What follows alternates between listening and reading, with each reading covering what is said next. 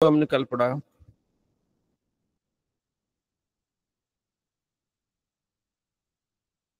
صلی اللہ علیہ محمد صلی اللہ علیہ وسلم۔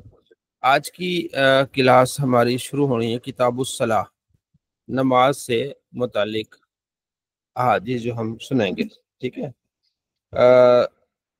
صلاۃ کے معنی کئی ہے، ٹھیک ہے نا، پہلو بدلنا، ٹھیک ہے نا، اور اس کے علاوہ کسی چیز کو جلانا، ٹھیک ہے، اور سرین کو ہلانا، اس کو بھی جو ہے وہ کہتے ہیں نماز الصلاۃ، ٹھیک ہے۔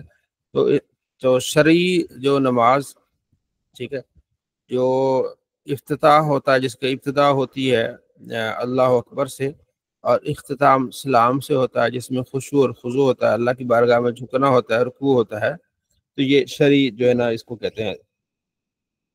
الفصل اول، پہلی جو فصل ہے اس کی نماز، قال رسول اللہ صلی اللہ تعالی علیہ وآلہ وسلم الصلاۃ الخمس، 5 نمازیں، والجمعۃ الجمعہ، جمعہ سے لے کر اگلے جمعے تک، فرمضان الی رمضان، ایک رمضان سے دوسرے رمضان تک، مکفرات لما بینہن، کفارہ بن جاتی ہے اس کے درمیان، اذجتنبت الکبائر، جب کہ کبیرہ گناہوں سے بچا جائے۔ جب کوئی مسلمان کبیرہ گناہوں سے بچے گا، صغیرہ گناہوں کے لیے نمازیں، یعنی اس نمازوں سے گناہ دھل جاتے ہیں، صغیرہ گناہ، ٹھیک ہے جی۔ اگلی حدیث بھی اسی طرح آپ علیہ السلام فرماتے ہیں کہ مجھے بتاؤ، اگر کسی کے گھر کے باہر یعنی گھر کے سامنے ہی، دروازے کے سامنے نہر بہ رہی ہو، اور دن میں اس میں 5 مرتبہ نہاتا ہے، کیا اس کے جسم پر کوئی میل رہے گی؟ صحابہ نے عرض کی نہیں۔ فرمایا یہی مثال ہے 5 نمازوں کی، یمحو اللہ بہن الخطایا، اللہ اس نماز کے سبب خطائیں مٹاتا ہے مسلمانوں کی، ٹھیک ہے۔ تو نماز پڑھنا خشوع خضوع کے ساتھ بہت ہی اعلیٰ کام ہے، آگے اس کی فضیلت آئے گی اس کی تو انشاءاللہ۔ عبداللہ بن مسعود کہتے ہیں کہ ایک آدمی آپ علیہ السلام کے پاس آیا، اس نے عرض کیا رسول اللہ، میں نے ایک عورت کو بوسہ لے لیا ہے، ٹھیک ہے۔ تو آگے پھر وہ آگے آئے گا کہ آپ مجھے سزا دیں، جو بھی آگے روایت میں آئے گا اس میں، کہ آپ علیہ السلام پھر خاموش ہو جاتے ہیں، نماز ہو جاتی ہے، اس کے بعد آپ علیہ السلام جو ہے وہ قرآن پاک کی آیت نازل ہوتی ہے، ٹھیک ہے، اقیم الصلاۃ، ٹھیک ہے، نماز قائم کرو دن کے دونوں کناروں پہ، ٹھیک ہے جی۔ میں آپ کو ادھر ہی لے جاتا ہوں، یہ اقیم صلاۃ علی دلوں کی شمسی لاگت، نہیں یہ دوسری ہے، اگلا ہی اس میں جی، یہ ہے اقیم الصلاۃ طرفی النہار وزلفا من اللیل، ٹھیک ہے، ان الحسنات یذہبن السیئات ذلک ذکریٰ للذاکرین، ٹھیک ہے۔ عبداللہ بن مسعود کہتے ہیں کہ ایک آدمی آیا، عرض کیا رسول اللہ، میں عورت کو ایک مدینے کے باہر میں نے اسے بوسہ لے لیا، میں نے باقی کوئی ایسا فعل نہیں کیا، تو جو آپ چاہیں فیصلہ فرمائے، ٹھیک ہے۔ حضرت عمر نے کہا اللہ نے آپ کو پردے میں رکھا ہے، تمہاری پردہ پوشی کے، تو اس کو کیوں کھول رہا ہے؟ خیر اس کے دل ملامت کر رہا تھا کہ میرے سے اچھا نہیں ہوا، تو اس نے اپنے آپ کو پیش کر دیا کہ جو مجھے سزا ملنی ہے دے دیں۔ آپ علیہ السلام نے کوئی جواب نہیں دیا، ٹھیک ہے جی۔ تو اس کے بعد نماز ہوئی، نماز کے بعد آپ صلی اللہ علیہ وسلم اچھا وہ جانے لگا، ٹھیک ہے، تو آپ علیہ السلام نے ایک شخص کو بھیجا کہ اس کو بلا کے لاؤ، ٹھیک ہے۔ تو پھر یہ آیت نازل ہوئی کہ نماز پڑھو دن کے دونوں کناروں میں اور رات کے کچھ حصوں میں، بے شک نیکیاں برائیوں کو لے جاتی ہیں۔ تو یہ اشارہ ہے کہ تم نے نماز پڑھی ہے تو اللہ تمہارے اس گناہ کو معاف کر دے گا، ٹھیک ہے۔ فقال رجل من القوم یا نبی اللہ ھذا لہ خاصہ، ایک آدمی نے کہا یا رسول اللہ یہ اس کے لیے خاص ہے؟ فرمایا بل للناس کافہ، سب لوگوں کے لیے ہے، کہ جب نماز پڑھتے ہیں تو صغیرہ گناہ کیا ہو جاتے ہیں؟ مٹ جاتے ہیں، ٹھیک ہے۔ تو یہاں مختصر روایت تھی، تو آگے جو میں ابھی آپ کو بتائی اس سے مکمل روایت تھی، ٹھیک ہے۔ عبداللہ بن مسعود کہتے ہیں کہ میں نے آپ علیہ السلام سے پوچھا ای الاعمال احب الی اللہ، اللہ کے نزدیک بہترین اعمال کیا ہیں؟ قال فرمایا الصلاۃ لوقتہا، وقت پر نماز پڑھنا، اللہ کو بہت ہی پسندیدہ عمل کیا وقت پر نماز پڑھنا۔ قلت تو میں نے کہا ثم ای شیء، اس کے بعد بر الوالدین، والدین کے ساتھ بھلائی کرنا ہے۔ میں نے کہا اس کے بعد آپ نے فرمایا الجہاد فی سبیل اللہ، فرماتے اگر میں مزید سوال کرتا تو آپ صلی اللہ تعالیٰ علیہ وآلہ وسلم مزید اس کا جواب دیتے ہیں۔ آپ علیہ فرماتے بندے اور بین العبد و بین الکفر، بندے اور کفر کے درمیان نماز کا چھوڑنا ہے، یعنی نماز کا ترک کرنا کفر کی طرف لے جاتا ہے، یعنی فعل کفر ہے۔ دوسری فصل ہے 5 نمازیں ٹھیک جو اللہ نے فرض کی ہیں، جو اچھی طرح سے وضو کے ساتھ پڑھے، وقت پر پڑھے، اچھی طرح سے رکوع کرے، خشوع کرے، ٹھیک ہے جی، تو اللہ تبارک و تعالیٰ اس کے لیے وعدہ ہے کہ اللہ اس کو بخشے گا، اور جو اس طرح نہیں کرے گا اس کے لیے کوئی وعدہ نہیں، اللہ چاہے تو اس کو معاف کر دے، اللہ چاہے تو اس کو عذاب دے دے۔ صلو خمسکم وصوموا شہرکم، آپ علیہ فرماتے ہیں 5 نمازیں پڑھو اور روزے رکھو مہینے کے، زکوٰۃ دو، اور حکمرانی جو حکمران ہے اس کی یعنی اطاعت کرو، جنت میں داخل ہو جاؤ، اپنے رب کی جنت میں داخل ہو جاؤ۔ آپ لوگ فرماتے ہیں مرو اولادکم بالصلاۃ، اپنے بچوں کو اولاد کا حکم دو، خود بھی پڑھو۔ وَأْمُرْ أَهْلَكَ بِالصَّلَاةِ وَاصْطَبِرْ عَلَيْهَا، سورہ طٰہٰ کا آخری رکوع ہے، وَأْمُرْ أَهْلَكَ بِالصَّلَاةِ، اپنے گھر والوں کو نماز کا کہو اور خود بھی اس پر کاربند رہو، خود بھی اس کو پڑھتے رہو، ٹھیک ہے۔ اور یا ایھا الذین آمنوا قوا انفسکم واہلیکم نارا، سورہ تحریم میں ہے کہ ایمان والو اپنے آپ کو بچاؤ اور اپنے اہل خانہ کو آگ سے بچاؤ، تو خود بھی نماز پڑھنی ہے اور اہل خانہ کو بھی کہنا ہے کہ نماز پڑھیں، یہ ہمارا ذمہ ہے۔ تو اپنے اولاد کو نماز کا حکم دو، جب 7 سال کے ہوں، جب 10 سال کے ہوں تو سختی کرو، مار کے بھی کبھی چلو نماز کے لیے، ٹھیک ہے، اور ان کے بستر الگ کر دو، بچوں کی بستر الگ کر دو 10 سال میں، ٹھیک ہے جی۔ تیسری فصل وہی جو ابھی میں نے حدیث آپ کو بیان کی، حضرت ابو ذر کہتے ہیں کہ سردی کا زمانہ تھا، درخت سے پتے گر رہے تھے، تو آپ علیہ السلام تشریف لائے، تو آپ نے جس طرح یہ درخت سے پتے گرتے ہیں، ٹھیک ہے، اسی طرح جب مسلمان مومن نماز پڑھتا ہے اس کے گناہ ایسے جھٹ جاتے ہیں، تو نماز ایسی بات ہے کہ نماز پڑھنے سے اس کے گناہ کیا ہو جاتے ہیں، جھٹ جاتے ہیں۔ خالد زید بن خالد جونی کہتے ہیں کہ آپ علیہ السلام من صلی سجدتین لا یس، جس نے 2 رکعتیں پڑھے، سجدتین 2 سجدے مطلب 2 رکعتیں پڑھی، اور اس میں دنیا کو کوئی خیال نہیں لایا، کوئی غلطی نہیں کی، کوئی سہو نہیں کیا، اللہ تعالیٰ اس کے سابقہ گناہ بخش دے گا۔ یہ وہی حدیث اسی سے آپ ملا سکتے ہیں کہ جو اچھی طرح وضو کرے اور توجہ کے ساتھ جو ہے نا وہ اللہ کی بارگاہ میں کھڑا ہو کے نماز پڑھے، اللہ تبارک و تعالیٰ اس کے سابقہ گناہ بخش دیتا ہے، ٹھیک ہے جی۔ اگلی حدیث ہے، آپ نے فرماتے ہیں جو نماز کی حفاظت کرے گا، نماز اس کے لیے نور ہوگی، برہان ہوگی، اور آخرت میں نجات ہوگی، اور جو اس کی حفاظت نہیں کرے گا اس کے لیے کوئی نور نہیں ہے، کوئی برہان نہیں ہے، ٹھیک ہے جی۔ اور اس کا حشر جو ہے نا قیامت کے دن قارون کے ساتھ ہوگا، فرعون کے ساتھ ہوگا، حامان کے ساتھ ہوگا، ابی بن خلف کے ساتھ ہوگا، بڑی سخت بات، ٹھیک ہے، کہ جو نماز کی حفاظت کرے گا اس کے لیے نور ہے، برہان ہے، دلیل ہے، نجات ہے، جو حفاظت نہیں کرے گا اس کے لیے کوئی نور، کوئی برہان، کوئی دلیل، کوئی نجات نہیں ہے، اس کا حشر جو ہے قارون، فرعون، حامان اور ابی بن خلف کے ہوگا، ساتھ ہوگا۔ بہت سخت وعید ہے، اس لیے نماز کو کبھی نہیں چھوڑنا۔ بہت سارے احباب سستی کر جاتے ہیں نماز میں نا، کہیں گئے، شہر گئے، کہیں سفر کیا تو سستی کر جاتے ہیں، نہیں، نماز میں سستی نہیں ہے، نماز پڑھیں اس کے بعد سارے کام آئیں، ٹھیک ہے۔ آپ علیہ السلام کے صحابہ لا یرون شیئا من الاعمال ترکوا غیر کفر، کہ صحابہ نماز کے علاوہ کوئی اور چیز کو کفر کہتی نہیں تھے، حضور کے زمانے میں جو نماز چھوڑتا تھا وہ کہتے کافر ہے، کیونکہ وہ اتنے پابند تھے کہ کوئی مسلمان نماز چھوڑ ہی نہیں سکتا، ٹھیک ہے۔ آگے حدیث آگے کہ آپ نے فرمایا تھا ہمارے اور منافقین کے درمیان یہی عہد ہے کہ نماز نہیں پڑھنے والا منافق ہے، تو ان کے زمانے میں نماز نہ پڑھنے والا مسلمان تو سوچ بھی نہیں سکتے تھے کہ مسلمان نماز نہیں پڑھے گا، کیونکہ مسلمان کا معنی ہے گردن جھکانا، مسلم کا معنی ہے، تو اللہ کے حکم پر وہ گردن جھکا لیتا ہے، تو نماز کو نہیں چھوڑ سکتا، ٹھیک ہے۔ حضرت ابو الدرداء کہتے ہیں کہ اوصانی خلیلی، میرے دوست نے مجھے وصیت کی کہ اللہ تشرک باللہ شیئا، اللہ کے ساتھ کسی کو شریک نہیں ٹھہرانا، وَإِن قُطِّعْتَ، اگر تجھے کاٹ دیا جائے، وَحُرِّقْتَ، اور تجھے جلا دیا جائے، یعنی تجھے جلا دیا جائے، تجھے کاٹ دیا جائے، نماز نہیں چھوڑنی، اتنی سخت بات۔ وَلَا تَتْرُكْ صَلَاةً مَكْتُوبَةً مُتَعَمِّدًا، جان بوجھ کے فرض نماز کبھی بھی نہیں چھوڑنی، فمن ترکہ متعمدا فقد بریت منہ الذمہ، جو جان بوجھ کے نماز چھوڑے گا اللہ کی طرف سے اس کا ذمہ ختم ہو گیا۔ اور شراب مت پینا، اس لیے کہ ہر برائی کی جڑ کیا ہے؟ شراب ہے۔ تو حضرت ابو الدرداء کو آپ علیہ السلام نے یہ وصیت فرمائی کہ نماز نہیں چھوڑنی آپ نے۔ تو نماز دیکھیں نا، تو نماز خوف کیا ہوتی ہے؟ ٹھیک ہے، سامنے فوجیں ہیں، دشمن کا لشکر ہے، کسی وقت بھی گولی چل سکتی ہے، تیر چل سکتا ہے، لیکن آپ نے نماز نہیں چھوڑنی۔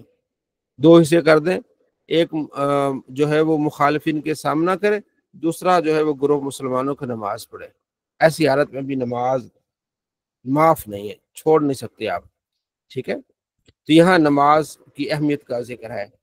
آگے نماز کے اوقات کیا ہو سکتے ہیں، کن اوقات میں کس طرح ہم کیا کریں گے، نماز پڑھیں گے، تو یہ آپ علیہ السلام نے پوری تعلیم دی ہے۔ عبداللہ بن عمر کہتے ہیں کہ آپ نے فرمایا کہ ظہر کا وقت اس وقت جب سورج ڈھل جائے اور آدمی کے سائے کے برابر ہو جائے تو ظہر شروع ہو جاتی ہے، جب تک عصر نہ ہو۔ وقت عصر مغرب تک ہے، مغرب کے وقت عشاء تک ہے، یعنی مغرب کے وقت شفق غائب ہونے کے تک ہے۔ جو شفق ہوتی ہے مغرب کے بعد، لال سا یعنی مغرب کا جو ایریا ہے وہ لال ہوتا ہے، شفق وہ ختم ہو جائے۔ عشاء کا وقت آدھی رات تک ہے۔ فجر کا وقت جو طلوع ہے، فجر یعنی صبح صادق سے سورج کے طلوع ہونے تک ہے۔ ٹھیک ہے، یہ کیا ہے؟ اوقات نماز آپ نے فرمایا۔ حضرت بریدہ کہتے ہیں کہ ایک شخص آپ علیہ السلام کے پاس آیا، اس نے عرض کیا رسول اللہ نمازوں کے اوقات کیا ہیں؟ تو آپ علیہ السلام نے فرمایا اچھا تم میرے ساتھ 2 دن رہو، 2 دن میرے ساتھ رہو، یا پھر جج کرو نماز ہم کیسے پڑھتے ہیں، تو اسی طرح ان کو آپ نے کیا کرنا ہے؟ یاد رکھنا ہے، اپنے دوستوں کو بتانا ہے۔ ٹھیک ہے جی۔ تو آپ علیہ السلام نے جب پہلا دن آیا تو سورج جیسے ہی ڈھلا، دوپہر کا ٹائم تھا، بلال کو حکم دیا کہ اذان دو، انہوں نے اذان دی، ظہر کی نماز ہوئی۔ پھر جب عصر کا ٹائم ہوا تو آپ علیہ السلام نے اذان دو، والشمس مرتفعۃ بیضاء نقیۃ، ابھی سورج یعنی کہ ابھی کافی جو ہے اس کی روشنی تھی، اس وقت حکم دیا کہ آپ جو ہے نا عصر کی نماز پڑھتے ہیں۔ پھر اس کے بعد مغرب، سورج جیسے غروب ہوا، مغرب کی نماز۔ پھر اس کے بعد عشاء، جب شفق غائب ہوگی عشاء کا ٹائم۔ پھر جب صبح صادق ہوئی تو فجر کا ٹائم۔ ٹھیک ہے، یہ پہلے دن آپ علیہ السلام نے اس کو یہ بتایا۔ اگلا دن آیا جب، تو آپ صلی اللہ تعالیٰ علیہ وآلہ وسلم نے کہا کہ ظہر کو ٹھنڈا کریں۔ ٹھیک ہے، تو ظہر کو ٹھنڈا کر کے پڑھا گیا۔ پھر عصر کا ٹائم آ گیا، اب سورج تھوڑا سا اس پچھلے دن سے مؤخر کر دیا گیا، سورج ابھی چمک رہا تھا لیکن مؤخر کر دیا گیا۔ ٹھیک ہے، اور مغرب جو ہے نا شفق غائب ہونے سے پہلے پڑے گی۔ عشاء جو ہے نا تہائی رات کے جانے کے بعد پڑھی گئی۔ فجر جو ہے وہ روشنی میں پڑھی گئی۔ تو آپ نے فرمایا کہ عین السائل، سوال کرنے والا کدھر ہے نماز سے متعلق؟ فقال الرجل انا یا رسول اللہ، آدمی کھڑا ہو گیا، عرض کیا رسول اللہ میں حاضر ہوں۔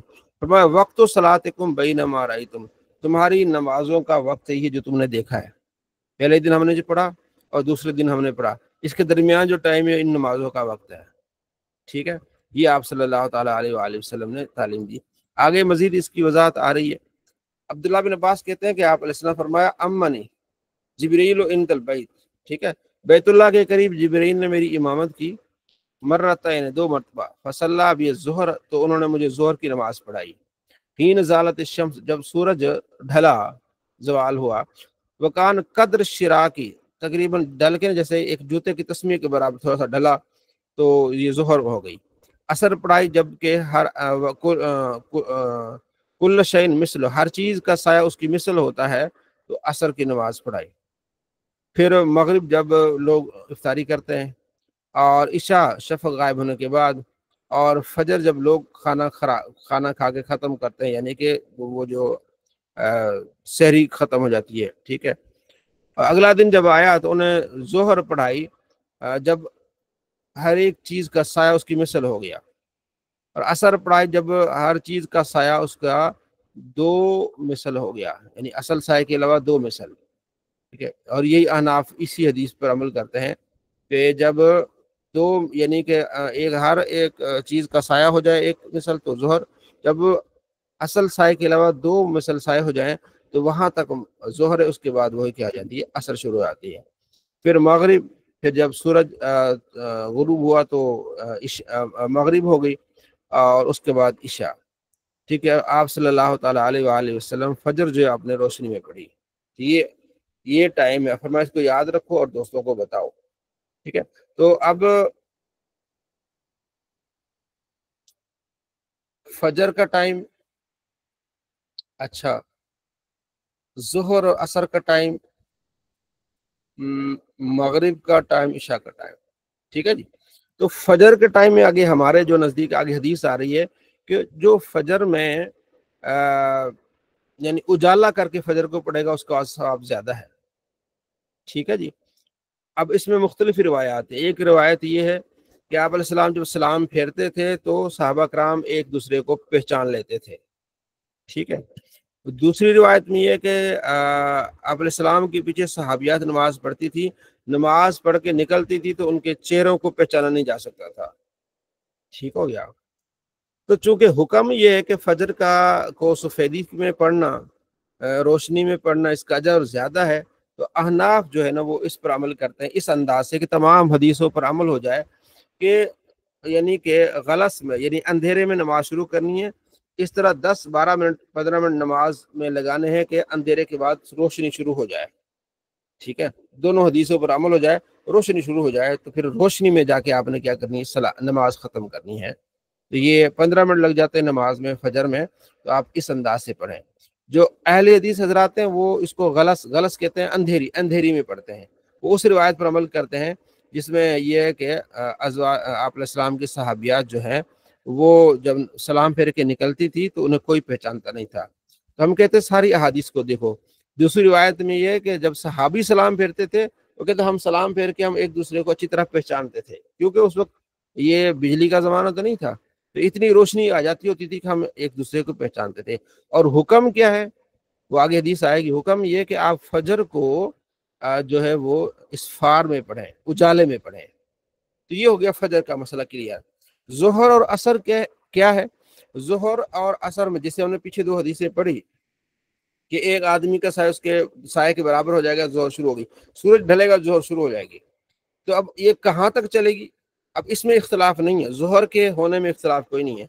सारे हम अहले सुन्नत, फिर जो देवबंद है और जो अहले हदीस है, जोहर में भी कोई नहीं।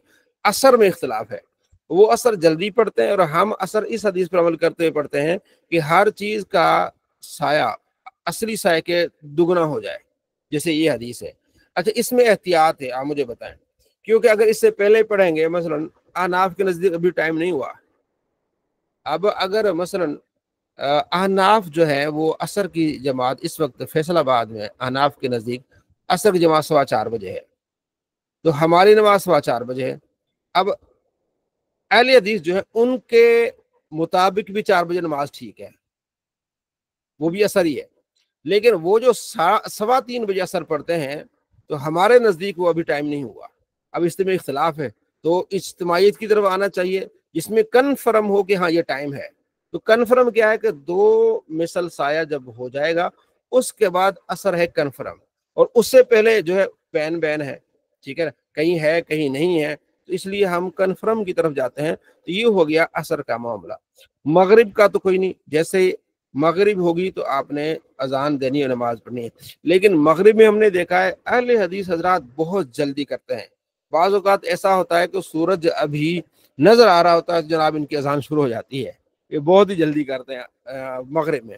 तो मगरिब में इतनी जल्दी भी नहीं कि जनाब ये आगे हदीस आएगी कि आपने उम्मत खैर तक रहेगी जब तक जो मगरिब में जल्दी करेगी। ठीक है, तो अब इतनी भी जल्दी नहीं कि वो टाइम ही शुरू ना हुआ आपने पहले शुरू कर देनी, ऐसा भी नहीं है।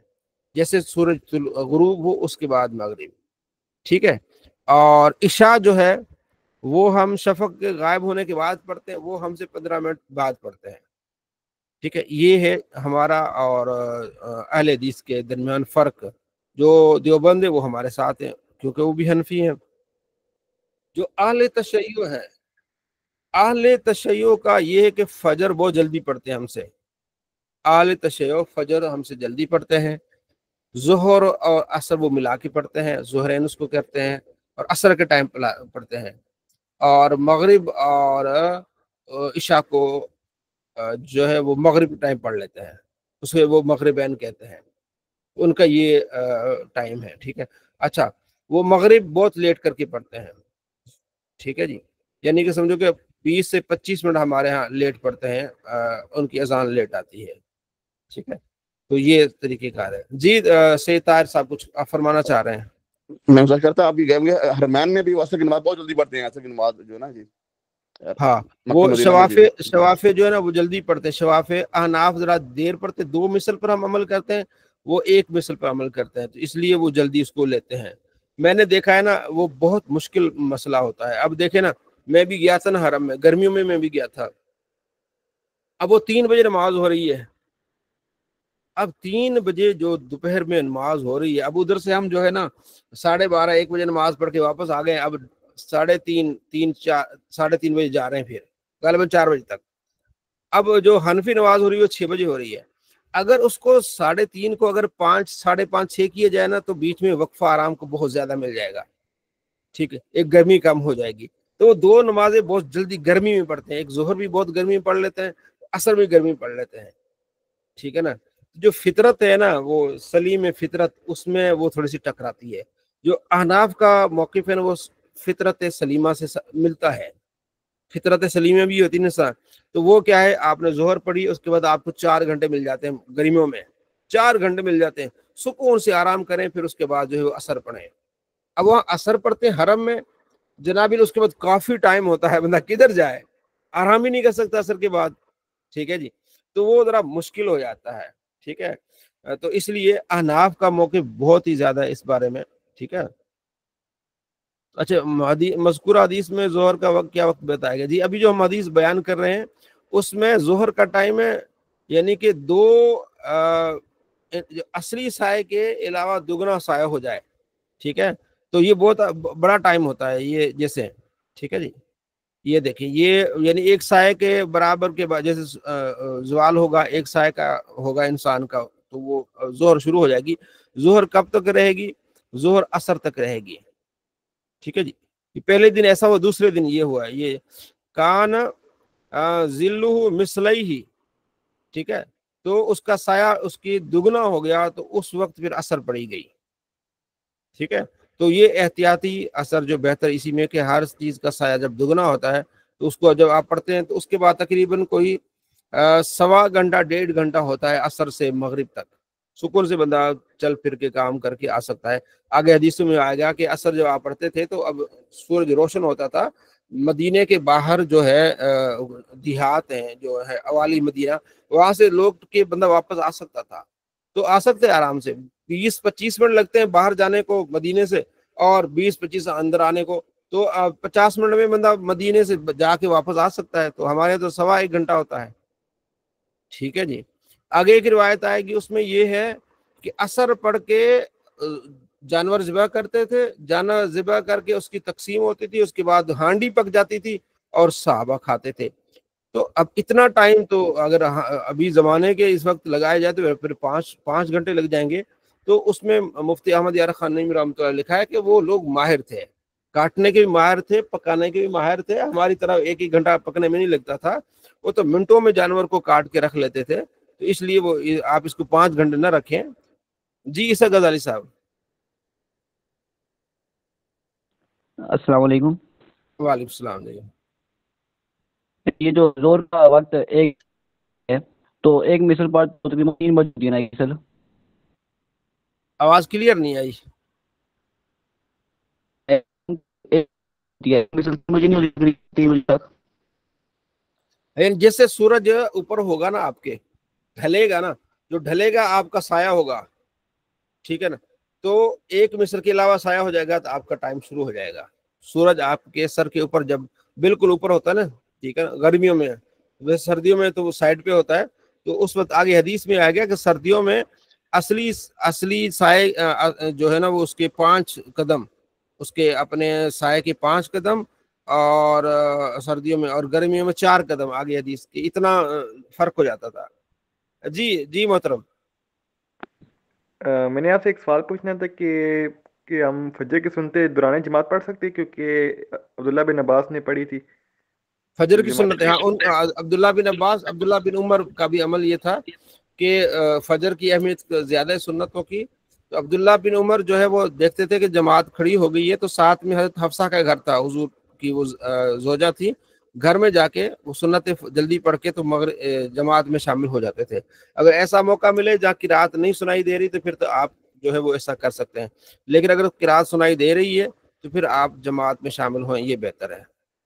ٹھیک ہے جی، تو یہ نماز کے وقتوں سے متعلق ہم سماعت فرما رہے تھے۔ تیسری جو وہ یہ ہے، یہ بھی وہی حدیث ہے۔ ٹھیک ہے جی، عبداللہ بن حضرت عمر بن خطاب نے جو ہے وہ اپنے گورنروں کو حکم دیا کہ بھئی سب سے پہلے نماز کی حفاظت کرنی ہے۔ جس نے نماز کی حفاظت نہیں کی، باقی کاموں کی وہ کیا حفاظت کرے گا، اس لیے نماز حفاظت نہیں ضرور کرنی ہے۔ جب سایہ ایک ہاتھ ہو جائے تو پھر نماز آپ نے ظہر شروع کرنی ہے، اور سورج چمک رہا ہو تو آپ نے عصر پڑھنی ہے۔ ٹھیک ہے، اس طرح کے 2 فرسخ یا 3 فرسخ سوار جو ہے وہ سواری کرے واپس آ جائے، تو یعنی 15 کلومیٹر تک سفر کر لے، تو اس کے بعد سورج غروب ہو، اتنی یعنی آپ نے کیا کرنی ہے، عصر اور مغرب میں آپ نے فرق رکھنا ہے۔ جب سورج غروب ہو جائے تو مغرب پڑھنی ہے، شفق ختم ہو جائے تو عشاء پڑھنی ہے۔ جو عشاء نہ پڑھے سو گیا تو اس کی آنکھ کو اللہ آرام نہ دے، اس کی آنکھ کو اللہ آرام نہ دے، اس کی آنکھ کو آرام نہ ملے، یہ آپ نے سختی فرمائی کہ ایسا نہیں کرنا۔ ٹھیک ہے، تو عبداللہ بن مسعود کہتے ہیں کہ ظہر گرمیوں میں 3 قدم ہوتی تھی، 3 سے 5 قدم، اور سردیوں میں ظہر تقریباً کوئی 5 سے 7 قدم ہوتے تھے، یعنی اصلی سایہ 4 5 6 7 قدم، کیونکہ جو ہے وہ سردیوں میں سایہ لمبا ہو جاتا ہے کیونکہ سورج سائڈ پہ ہوتا ہے، تو گرمیوں میں 3 قدم سے 5 قدم تک یہ ظہر چلتی تھی، اور سردیوں میں ظہر چلتی تھی جو ہے وہ 5 سے 7 قدم۔ اب ہمارے لیے آسانی کر دی گئی جو ہے وہ محدثین نے، مفکرین نے، اور پھر جو نقشہ دان انہوں نے، اب ہمارے لیے نقشے انہوں نے بنا دیا، ٹائم ٹیبل بنا دیا، اب ہمارے لیے آسانی ہو گئی، وہ لکھا ہوا آ رہا ہے، جنتریاں ہیں۔ اب تو موبائل میں بھی آپ کے ہاں ہوگا کہ کتنے بجے ٹائم شروع ہوا ہے اور کتنے بجے ٹائم ختم ہوا ہے، تو آپ کے لیے بیسٹ چوائس یہی ہے، آپ اپنی تحقیق کے بجائے سارا ملبہ ان پہ ڈال دیں۔ ٹھیک ہے، انہوں نے صحیح فیصلہ کیا تو بہت اچھا، کمی ہو گئی تو اللہ ان کو معاف کرے گا، کیونکہ انہوں نے خلوص نیت کے ساتھ کام کیا ہے۔ تو دائمی نقشہ اوقات نماز اس کو اپنے موبائل میں رکھیں، اور اس کی جو ہارڈ کاپیز یہ آپ کو ملتی ہیں مارکیٹ سے، وہ لے کے رکھیں، بیسٹ طریقہ ہے۔ ٹھیک ہے جی، آپ کے موبائل میں ہے، کس کے موبائل میں ہے جو ہے اوقات نماز، پریئر ٹائمز؟ یس مفتی صاحب، پریئر ٹائمز دعوت اسلامی کے ہے۔ ہاں جی، ہاں بہترین ہے یہ، میں نے بھی یہی رکھا ہوا ہے۔ ابھی میرے پاس ہے فیصل آباد میں کہ 8 گھنٹے ابھی عشاء کا ٹائم ہے، 8 گھنٹے 21 منٹ ابھی عشاء کا ٹائم ہے، یعنی کہ جو ہے وہ فجر ہمارے ہاں کب ہوگی، 4:57 پہ فجر کا ٹائم شروع ہوگا، طلوع آفتاب ہوگا 6:17 پہ، زوے کبریٰ ہوگی 11:11 پہ، ظہر ہوگی 11:51 پہ، عصر ہوگی 3:46 پہ، ٹھیک ہے جی، اور مغرب ہوگی 5:24 پہ، اور عشاء ہوگی 6:44 پہ۔ تو یہ ہمارے پاس موجود ہے، آپ اس کو اپنے پاس رکھیں، بہترین طریقہ یہی ہے، اس کو جو ہے نا۔ تو باقی جو معلومات کے لیے اگر کوئی بحث کرے اپنے دلائل کے لیے، پھر یہ حدیثیں ہیں، ٹھیک ہے، کہ ان حدیثوں میں مختلف اوقات کا ذکر ہے۔ اب یہ ایک فقیہ کا کام ہے کہ اس کو تطبیق کیسے دے، ٹھیک ہے نا۔ 2 اوقات ہیں، ایک سائے کا بھی ہے، 2 سائے کا بھی ہے، پہلے ٹھیک ہے، اب 5 قدم کا بھی ہے اور 7 قدم کا بھی ہے۔ اب یہ زیادہ تر جو ہے وہ محدثین اور فقہا کا ہے کہ وہ انہوں نے جس پر زیادہ جو ہے وہ جس کو بہتر جانا جس وقت کو، اور احتیاطی بہتر یہی ہے، کیونکہ عصر کا ٹائم زیادہ مسئلہ عصر کا ہوتا ہے، تو احتیاطی اثر یہی کہ آپ اس کو لیٹ پڑھیں گے تو بہتر ہے۔ ہاں، اتنا لیٹ نہ پڑھیں کہ وہ مطلب بالکل سورج غروب ہونے کا ہو، اس کو بھی منافق کی نماز کہا گیا، اتنا تو ہم نہیں پڑھتے، ٹھیک ہے جی۔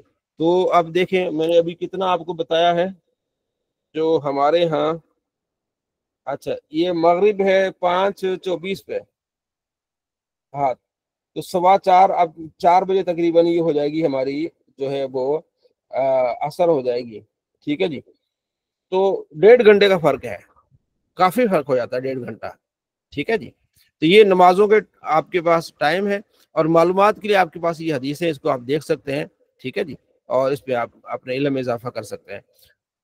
اچھا، اب اگلا جو ٹاپک ہے وہ کہ کن اوقات میں جلدی نماز پڑھ سکتے ہیں۔ نبی علیہ السلام گرمیوں میں ظہر لیٹ پڑھتے تھے آپ علیہ السلام، گرمیوں میں، اور سردیوں میں ظہر جلدی پڑھتے تھے، اور یہی سلیم فطرت ہے، کیونکہ ظہر کو آپ جتنا لیٹ پڑھیں گے، اب گرمی میں اگر آپ نے ظہر پڑھنی ہے جو ہے وہ 12-1 بجے، تو بہت مشکل ہو جائے گا۔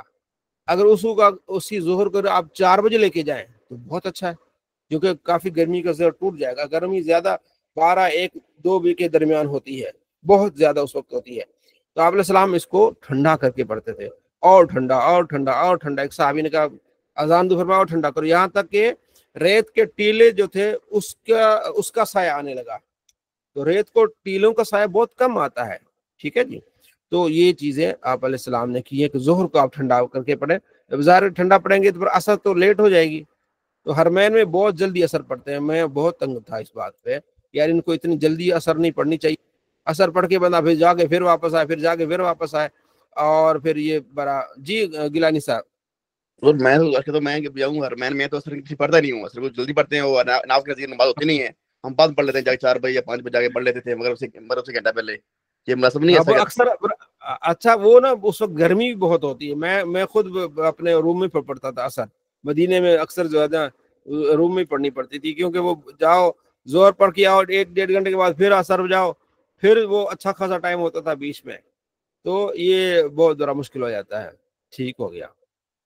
اچھا، تو اب یہ ہے کہ حضرت سیار بن سلامہ کہتے ہیں کہ میں داخل ہوا اپنے والد صاحب کے پاس، ابو برزہ اسلمی، تو ان سے کہا کہ آپ کس طرح آپ علیہ السلام نماز پڑھتے تھے، فرض نماز؟ انہوں نے کہا جی آپ علیہ السلام جو ہے وہ جب سورج زوال کے ٹائم ہوتا تھا اس وقت آپ علیہ السلام ظہر کی نماز پڑھتے تھے، ٹھیک ہے جی، اور جب عصر و وقت پڑھتے تھے اب سورج چمک رہا ہوتا تھا، ہم میں سے کوئی بندہ مدینے کے باہر جا کے واپس آ سکتا تھا، ٹھیک ہے نا، اور مغرب جو ہے وہ غروب کے وقت، اور عشاء کو آپ علیہ السلام مؤخر کر کے پڑھنے کو زیادہ آپ صلی اللہ تعالیٰ علیہ وآلہ وسلم بہتر سمجھتے تھے، اور عشاء سے پہلے سونا مکروہ سمجھتے تھے، اچھا نہیں سمجھتے تھے، اور عشاء کے بعد باتیں کرنا اور فضول ٹائم یہ آپ صلی اللہ تعالیٰ علیہ وآلہ وسلم بھی پسند نہیں تھا۔ جی گیلانی صاحب۔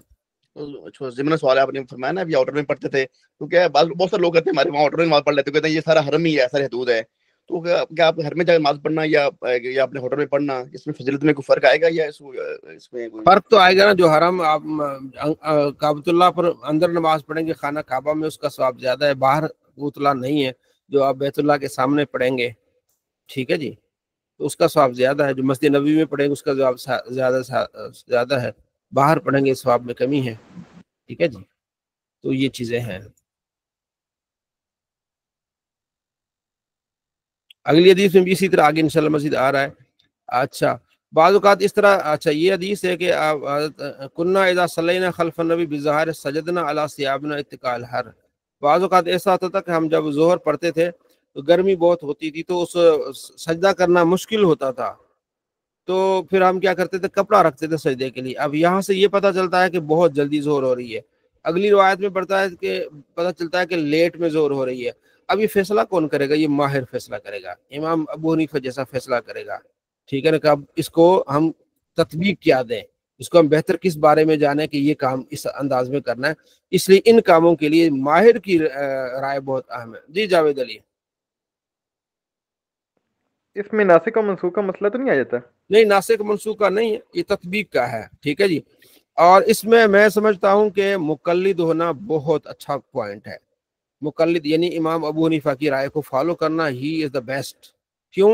اس وجہ سے کہ آپ ہر بندہ اگر اپنی تحقیق کرتا ہے نا، وہ اپنی تحقیق کا جواب دہ ہے، ٹھیک ہے جی، اگر آپ کوئی چیز کرتے ہیں نا، آپ جواب دیں کہ صحیح ہوا تو ٹھیک ہے، غلط ہوا تو آپ سے پوچھا جائے گا، لیکن آپ کسی کو فالو کرتے ہیں، امام ابو حنیفہ یا بڑے محدثین کو فالو کرتے ہیں، تو آپ کہتے ہیں ان کی تحقیق ہے، یہ نہیں کہ میں بلائنڈ ہوں، میں بھی پڑھتا ہوں، میں بھی سوچتا ہوں، وہ لوگ اس چیز کو غلط رویہ دیتے ہیں، کہتے ہیں مقلد کے معنی ہوتا ہے گلے میں پٹا ڈالنا، مطلب یہ کہ ان کو یہ نہیں پتا ہوتا، مطلب مقلد کا معنی ہوتا ہے اندھا پن چلنا، ایسا نہیں ہوتا، میں تو ان کا وہابی جس پہ میں نے پی ایچ ڈی کی ہے نا زبیر زئی، مجھے تو بڑا غصہ آتا ہے اس طرح کی تعریفیں کرتے، کہتے ہیں مقلد ہوتا ہی جاہل ہوتا ہے، یہ ہوتا ہے وہ ہوتا ہے. بھائی اچھا ایک طرف کہتے ہیں مقلد جاہل ہوتا ہے، پھر آگے کہتے ہیں کہ امام ملا علی قاری نے یہ لکھا ہے.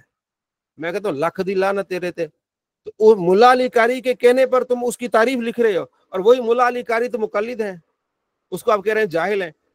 پھر وہ میں نے پھر ساری کتابیں ان کی پڑھی ہے نا، وہ پھر شیخ ابن تیمیہ کی تعریف کرتا ہے، وہ شیخ ابن تیمیہ ایسے، اور پھر اس شیخ ابن تیمیہ کا ایک حنفی عالم استاد تھا، اب وہ جاہل تھا؟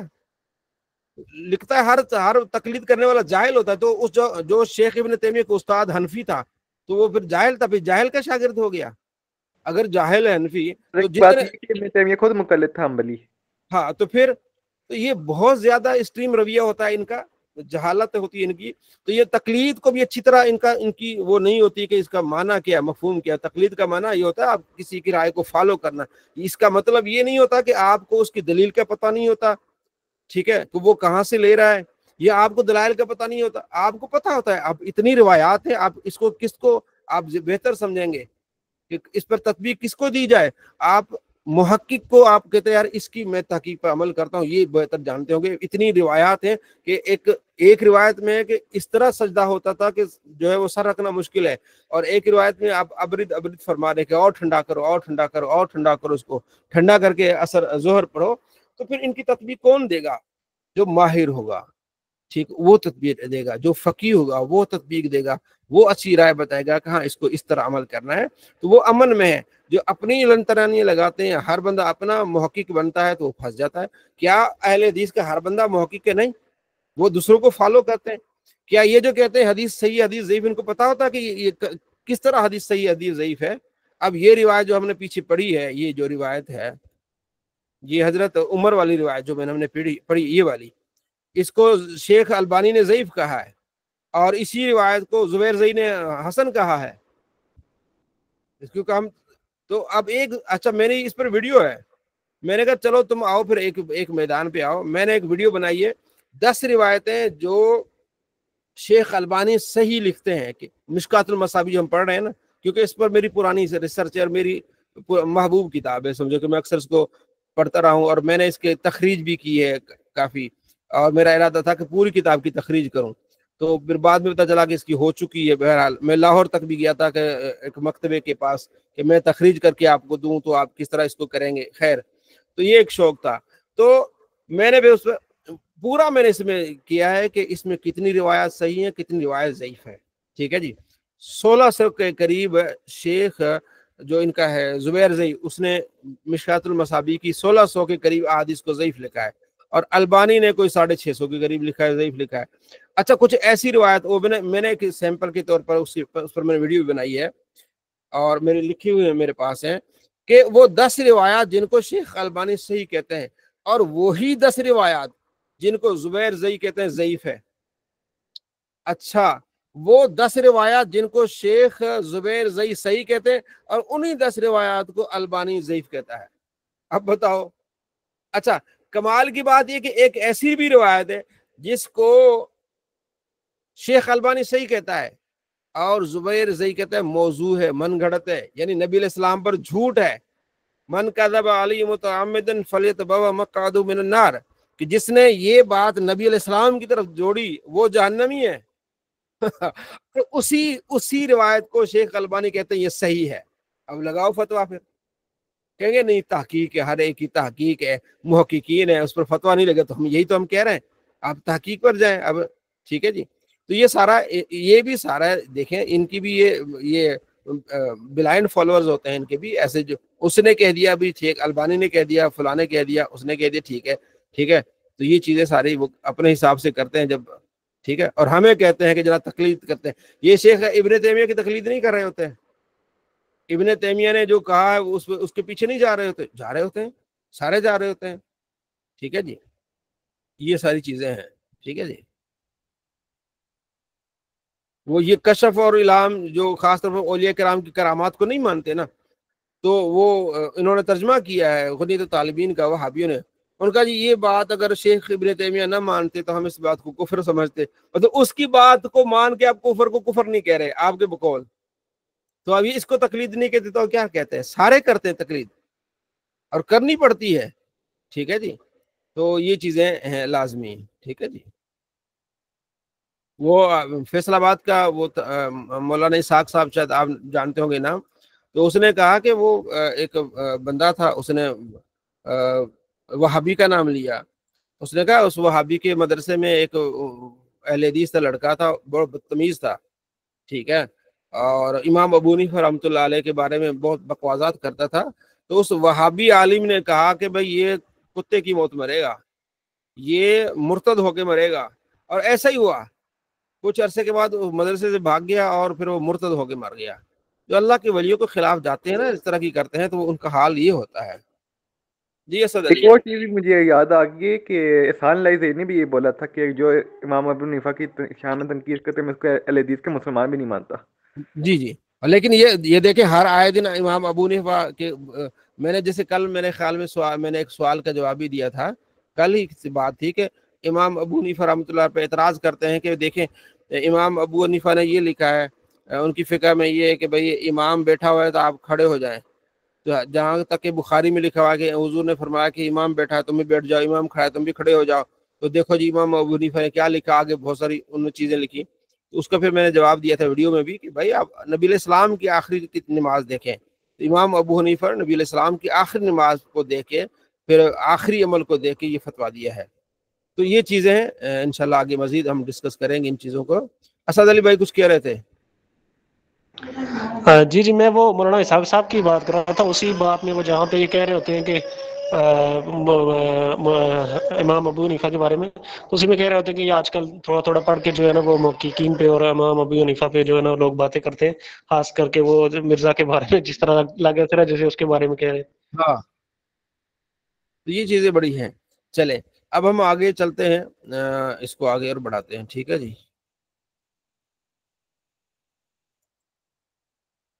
یہاں تک ہم نے پڑھ لیا. اب دیکھیں یہ کیا ہے، اب دیکھیں یہ حدیث آ گئی. وعن ابی ہریرہ رضی اللہ قال قال رسول اللہ صلی اللہ علیہ وسلم اذا اشتد الحر فابردوا بالصلاۃ.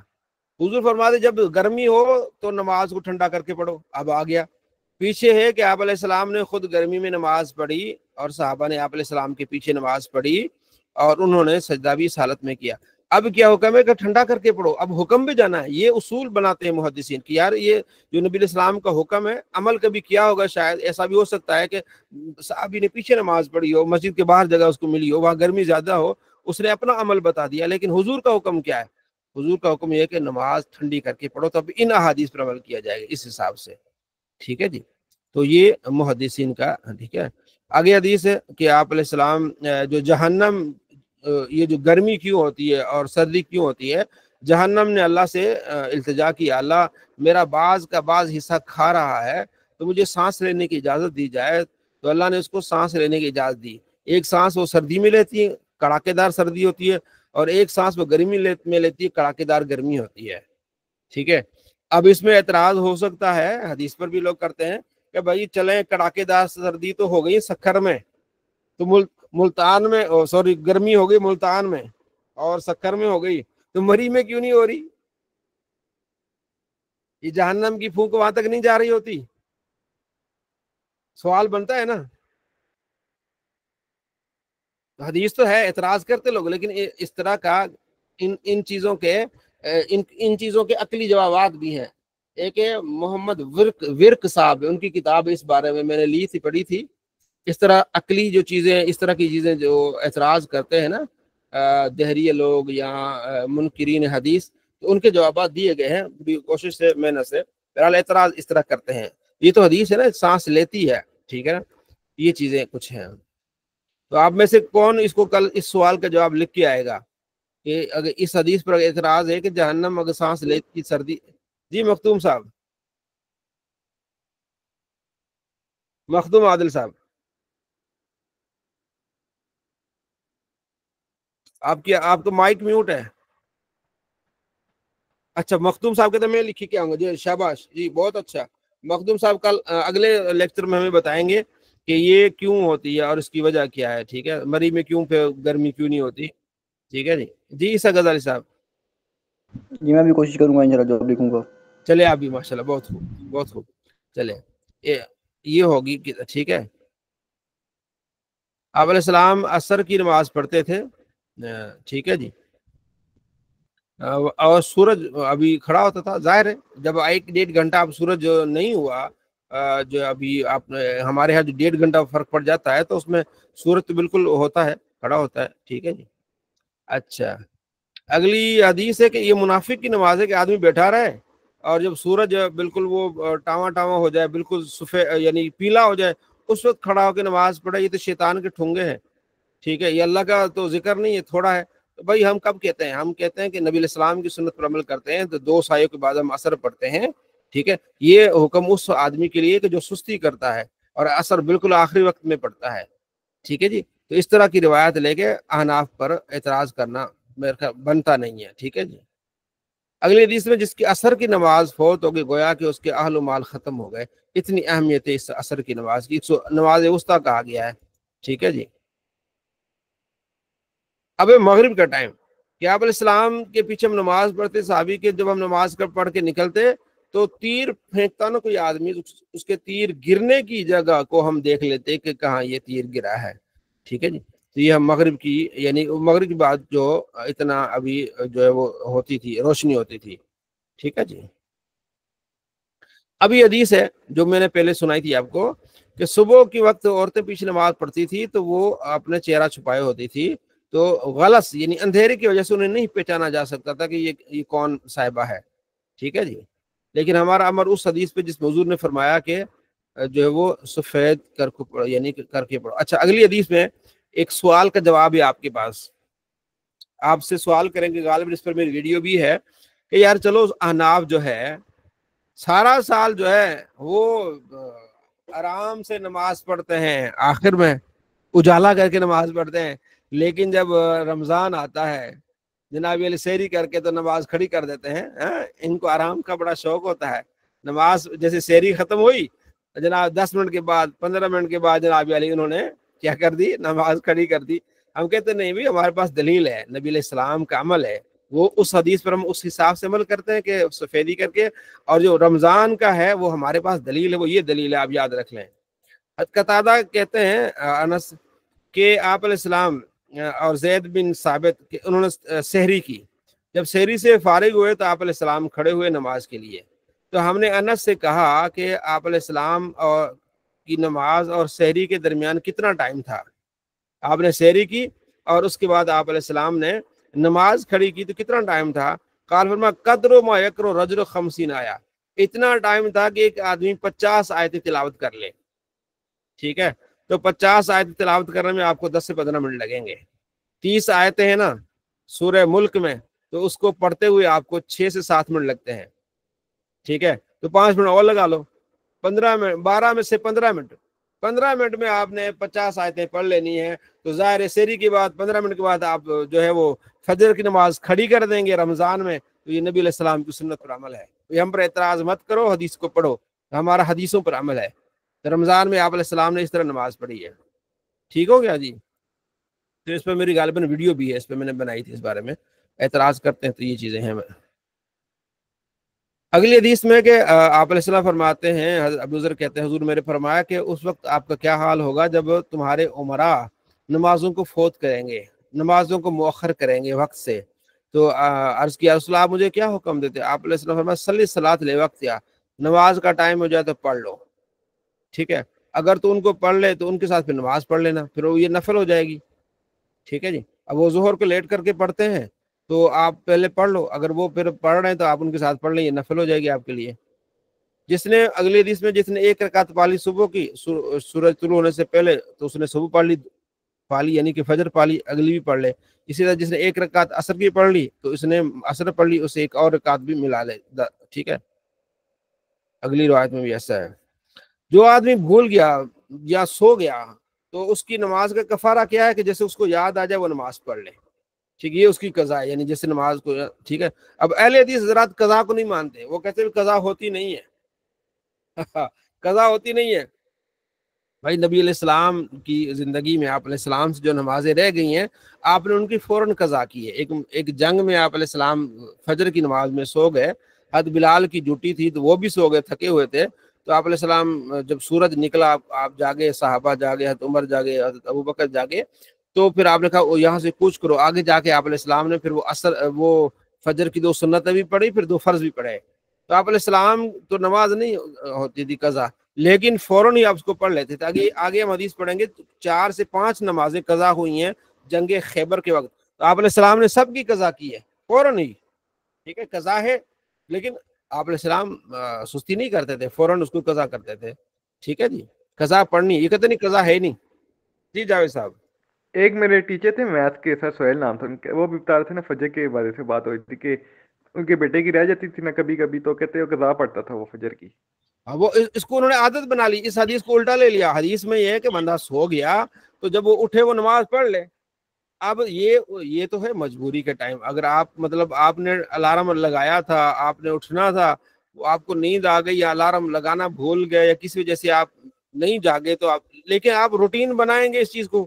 کبھی حدیث میں آیا ہے کہ آپ سوئیں جو ہے صبح 3 بجے اور اٹھیں صبح 10 بجے، اور آپ کہیں کہ حدیث میں لکھا ہے جب آپ جاگے نماز پڑھیں، بھی آپ سونے کو ٹھیک کریں، تو یہ تو آپ نماز کو ضائع کر رہے ہیں اور آپ بہانہ بنا رہے ہیں کہ جناب میں حدیث پر عمل کر رہا ہوں، یہ تو بات نہیں ہے نا، ٹھیک ہے۔ اس انزی کی طرح وہ ایک شخص تھا، تو اس نے کہا جی ہمارے قبیلے کی بہت بڑی شان ہے کیونکہ ہمارا قبیلہ ہے انزا، نبی علیہ السلام نے ہمارے قبیلے انزا کی طرف منہ کر کے نماز پڑھی ہے۔ تو لوگوں نے کہا بھائی کچھ عقل کر، کوئی حیا کر، انزا، یا حضور نے انزا یعنی اس بھالے کی طرف، صحابہ بھالا یوں لگاتے تھے، وہ نیزہ ہوتا تھا، نیزے کو انزا کہتے ہیں، اور نیزہ لگا کے نماز آپ پڑھتے تھے اس کی طرف منہ کر کے، تاکہ گزرنے والا گزر جائے، یہ سترا بن جائے۔ وہ سترا بنا کے انزا کو رکھتے تھے، تو اس انزا کو اپنا قبیلہ بنا دیا تو نے۔ تو یہ لوگ اس طرح کرتے ہیں، تو ایسا نہیں کرنا چاہیے۔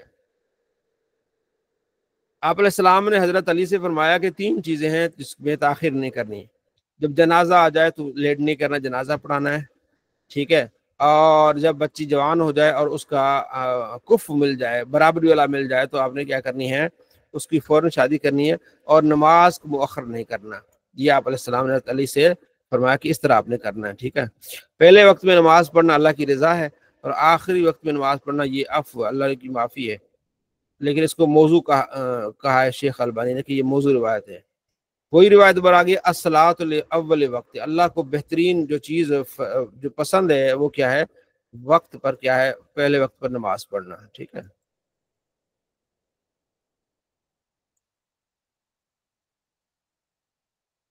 عشاء کا جو ہے وہ اس میں یہ کہ آپ علیہ السلام عشاء کو مؤخر کر کے پڑھنے کو پسند فرماتے تھے، عشاء تھوڑا سا لیٹ پڑھنے کو پسند فرماتے تھے۔ اب وہ حدیث اسفروا بالفجر فإنه اعظم الاجر، فجر کو سفیدی میں پڑھا کرو، اجالے میں پڑھا کرو، اس کا اجر زیادہ ہے۔ اب یہ حکم ہے اور اس کی فضیلت ہے، تو اس پر عمل کرنا ہے۔ تو یہ اصول قوانین کے لحاظ سے یہ بہتر ہے کہ نبی علیہ السلام کا جو حکم ہے، ایک عمل ہے اور ایک آپ کا قول ہے، تو قول کو ترجیح ہے عمل پر، ٹھیک ہے جی۔ تو اس لیے اسفروا، آپ اجالے میں پڑھے فجر کو، تو یہ حدیث ہے، اس پر ہمارا عمل ہے کہ ہم اجالے میں پڑھتے ہیں، ٹھیک ہے جی۔ اگلی حدیث وہی جو میں نے آپ کو سنائی تھی کہ ہم عصر کی نماز پڑھتے تھے، پھر ہم جانور ذبح کرتے تھے، اس کے 10 حصے کرتے تھے، پھر اس کو پکاتے تھے، پھر ہم اس کو کھاتے تھے، اور مغرب سے پہلے ہوتا تھا، ٹھیک ہے جی۔ تو وہ ان کا جو نہر کرنا، ان کا ذبح کرنا بہت جلدی ہوتا تھا، منٹوں میں سارا کچھ کر لیتے تھے، اور ان کا پکانا ہماری طرح وہ پکانا میں نہیں ہوتا تھا کہ اس میں مرچیں بھی ڈالنی ہے، اس میں یہ بھی ڈالنا ہے، اس میں یہ چائنا سالٹ بھی ڈالنا ہے، تو فرام نہیں، وہ ایسے ہی پکا کے تھوڑا اس میں نمک ڈالا، جناب علی تھوڑا بھن ہو گیا، چل اللہ تیری یاری، ان کا یہ پکانا ہوتا تھا، ہماری طرح پکانا نہیں، 100 چیزیں اس میں ڈالنی ہے، میتھی بھی ڈالو تو ہلدی بھی ڈالو ٹھیک ہے، ایسا نہیں ہوتا تھا۔ یہ ساری چیزیں بھی دیکھنے والی ہیں اس زمانے میں کس طرح پکاتے تھے۔ تو اگلی حدیثوں میں آ رہا ہے کہ آپ علیہ السلام عشاء کو تھوڑا سا لیٹ پڑھتے تھے، اور اس کو پسند کرتے تھے عشاء کو لیٹ پڑھنا، ٹھیک ہے جی۔ صلی اللہ علیہ محمد۔ حدیث آ گئی 620، انس کہتے ہیں آپ علیہ السلام گرمی میں ٹھنڈی کر کے نماز پڑھتے تھے، اور سردیوں میں جلدی نماز پڑھتے تھے، یعنی ظہر کی بات ہو رہی ہے، ٹھیک ہے نا۔ یہ ہمارے پاس دلائل ہے، بہت سارے دلائل کوئی بھی بات ہوتی ہے اس میں کیا ہوتا ہے کہ پہلے تمام دلائل کو دیکھ کے پھر بات کی جاتی ہے. ٹھیک ہے. حضرت عثمان کو جب شہید کیا گیا اس سے پہلے جو انہوں نے آپ کو گھیرے میں ڈالا، ارد گرد جو ہے بلوائی نے گھیرا ڈالا، تو آپ نماز میں نہیں جا سکتے تھے. تو ایک شخص نے آ کے کہا کہ بھائی وہ جو امام ہے وہ تو وہی ہے، امام فتنہ ہے، جنہوں نے آپ کے خلاف علم بلند کیا ہے، تو اب ہم نماز کیسے پڑھیں؟ انہوں نے تو قبضہ کر لیا ہے. تو آپ نے فرمایا کہ بھی اچھا کام ہے، اچھا کام کرتے ہیں تو ان کے ساتھ ہو جاؤ، اگر برا کام کرتے ہیں تو ان کے ساتھ ان سے الگ ہو جاؤ. اب یہاں سے وہ لوگ لیتے ہیں کہ ہر بندے کے پیچھے نماز پڑھنی. اصل میں ان سے جو اختلاف تھا وہ سیاسی اختلاف تھا، اعتقادی اختلاف نہیں تھا. حضرت عثمان رضی اللہ تعالیٰ عنہ سے ان لوگوں کا اختلاف کس بات پہ تھا؟ سیاست پہ تھا، گورنر پہ تھا. تو عملی تو یعنی اعتقادی تو نہیں تھا. تو ہم جس کے ساتھ اختلاف کرتے ہیں ہمارا اختلاف اعتقادی ہوتا ہے. مثلا اس روایت کو لینے والے کون ہیں؟ امام بخاری ہیں. اور امام بخاری نے خود، ان کی کتاب ہے خلق و افعال عباد، اس میں لکھا ہے کہ میں کسی شیعہ کے پیچھے نماز پڑھوں، رافضی کی نماز پڑھوں، ایسے جیسے یہودی کے پیچھے نماز پڑھوں، میں اتنا برا جانتا ہوں. تو بھائی اس حدیث کو سمجھنے والے، لکھنے والے زیادہ بہتر جانتے ہیں کہ آج کا کوئی بندہ زیادہ جانے گا. انہوں نے اس بار پہ کتاب لکھی ہے کہ میں رافضی کے پیچھے، جو صحابہ کا گستاخ ہے، اس کے پیچھے میں کیسے نماز پڑھوں. اب اس حدیث کو لے کے کہتے تم ہر ایک کے پیچھے نماز پڑھو، بھی ہمارا دل نہیں مانتا نا. ایک بندہ گستاخ ہے جس کو ہم نے سنا ہے، ہم نے دیکھا ہے، اس کے پیچھے ہم کیسے نماز پڑھیں گے؟ کہتے نہیں، اس حدیث میں انہوں نے یہ کہا، بھائی جنہوں نے لکھی ہے حدیث کی کتاب بخاری نے، امام بخاری، انہوں نے تو پوری کتاب لکھ ڈالی اس میں کہ بھائی ایسوں کے پیچھے نماز نہیں. یہاں اختلاف ہے، سیاسی اختلاف ہے. ان کو ایک گورنری پر جو سیاسی اختلاف تھا اس کی بات تھی، باقی جو اعتقادی اختلاف تو نہیں تھا نا. تو یہ بات ہے، اس بات کو سمجھنا ہے.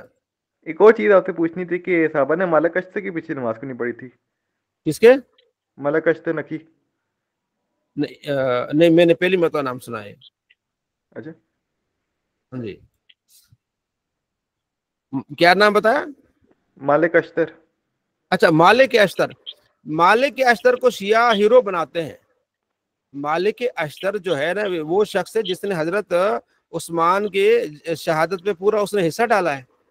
اس نے حضرت میمونہ جب آتی تھی حضرت عثمان کو کھانا دینے کے لیے، آپ علیہ السلام کی زوجہ، تو اس نے ان کے سواری کو آگے سے جو ہے وہ تلواریں ماری ہیں اور اس کو بھگایا ہے. وہ گرنے لگی تھی، آپ نے ان کو بد دعا دی ہے. مالک اشتر کے بارے میں مصنف ابن ابی شیبہ میں بہت ساری ایسی باتیں ہیں کہ وہ شریر آدمی تھا، اور اتنی شرارت اس نے کی کہ بعد میں حضرت علی کا دائیں بازو بن گیا. اور حضرت علی نے اس کی شرارت کو بامتے ہوئے اس کو ساتھ رکھا تاکہ یار مزید نکل کے شرارت نہ کرے. اس لیے اس کے پیچھے کون نماز پڑھے گا؟ اس طرح وہ شریر آدمی تھا مالک اشتر. اور بات آج کل کی جاتی کہ کیا محمد بن ابی بکر قاتل عثمان میں تھے یا نہیں؟ محمد بن ابی بکر بھی شامل تھے. صحیح. انہوں نے جا کے داڑھی پکڑی تھی. ٹھیک ہے جی. اب وہ رونا یہ روتے ہیں کہ محمد بن ابی بکر کو جو ہے وہ گدھے کی کھال میں ڈال کے جلا دیا.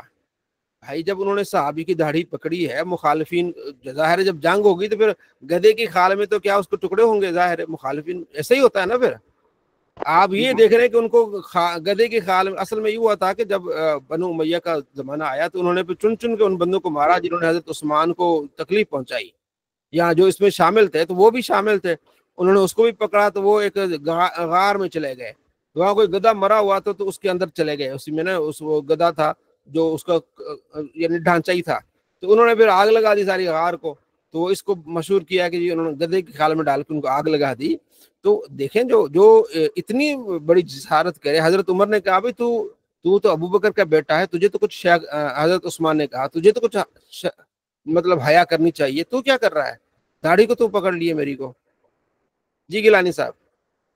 جیسے آپ نے فرما رہے ہیں بڑا بھی کتابوں میں بھی کیا کہتے ہیں ذرا محمد ابو بکر نے سید عثمان کی داڑھی بچ پکڑی اور اس طرح کے وہ شامل تھا قاتلین میں. لیکن دیکھتے ہیں تعلیم کو بڑا نوازا، بڑے قربت نصیب ہوئی، بعد میں گورنمنٹ بنایا ان کو. تو چیزیں پھر بڑے دل میں ہو گیا کہتے ہیں تشکیل پیدا کرتی ہیں. ایک طرف وہ ہو رہا ہے سریر کو اتنا نواز رہے ہیں ان کو، پھر یہ تھوڑا سا کہتے ہیں لوگ بھی ان کو گورنر بنایا. ہاں جی، یہ جو بلوائی تھے نا ان کی ڈیمانڈ ایک یہ بھی تھی کہ محمد بن ابی بکر کو گورنر بنایا جائے. ٹھیک ہے نا. تو حضرت علی رضی اللہ تعالیٰ عنہ ان چیزوں کو پہلے ہاتھ نہیں ڈالنا چاہتے تھے جس کی وجہ سے یہ معاملات خراب ہوں، کیونکہ ان کی ڈیمانڈ یہ تھی. مالک اشتر بھی اس طرف تھا. ٹھیک ہے نا. تو تو وجہ یہ بنی تھی کہ حضرت امیر معاویہ یا حضرت عائشہ یا حضرت طلحہ زبیر ان کا اختلاف اسی وجہ سے ہوا تھا کہ ان لوگوں نے یعنی کہ چلاکی کر کے حضرت علی کے ساتھ ہو گئے تھے، تو انہوں نے اس وجہ سے کہا تھا کہ آپ ان کو پکڑیں اور ان کو سزا دیں. تو حضرت علی رضی اللہ تعالیٰ نے فرمایا کہ اگر میں ان کو سزا دوں گا تو پہلے تو ہمیں گواہ چاہیے، ٹھیک ہے نا، تو ہم نے دیکھا تو ہے یہ ہیں لیکن ہمیں گواہ چاہیے، ٹھیک ہے، یا خود قاتل اس کی گواہی دے کہ ہاں میں کروں، اور دوسرا بھی حالات اجازت نہیں دے رہے. تو یہ چیزیں تھیں. اور وہ محمد بن ابی بکر حضرت علی کے گھر میں پلا بڑا ہے. جو حضرت ابو بکر کی زوجہ تھی، آپ کے جانے کے بعد حضرت ابو بکر کی زوجہ سے حضرت علی نے شادی کی تھی. وہ چھوٹا تھے محمد بن ابی بکر، تو وہاں پلے بڑے ہیں. تو لیکن حضرت نوح کے گھر میں بھی ان کا بیٹا پیدا ہو گیا، تو ان کے گھر میں بس ہم اسی لیے تو ہم کہتے ہیں خاموشی بہتر ہے. اگر جتنے آپ بات کھولیں گے بات کھلے گی. اب یہ کہیں گے نا کہ محمد بن ابی بکر کو کیوں خال میں ڈال کے مارا گیا، تو پھر یہ بھی پوچھا جائے گا کہ کیوں مارا گیا، یہ بھی تو پوچھا جائے گا نا کہ انہوں نے توہین کیسے کی، ایک جنتی صحابی کے بارے میں اس طرح کا کیوں رویہ اختیار کیا، اور ان بلوائیوں کے ساتھ آپ نے کیوں ساتھ دیا. یہ ساری چیزیں ہیں.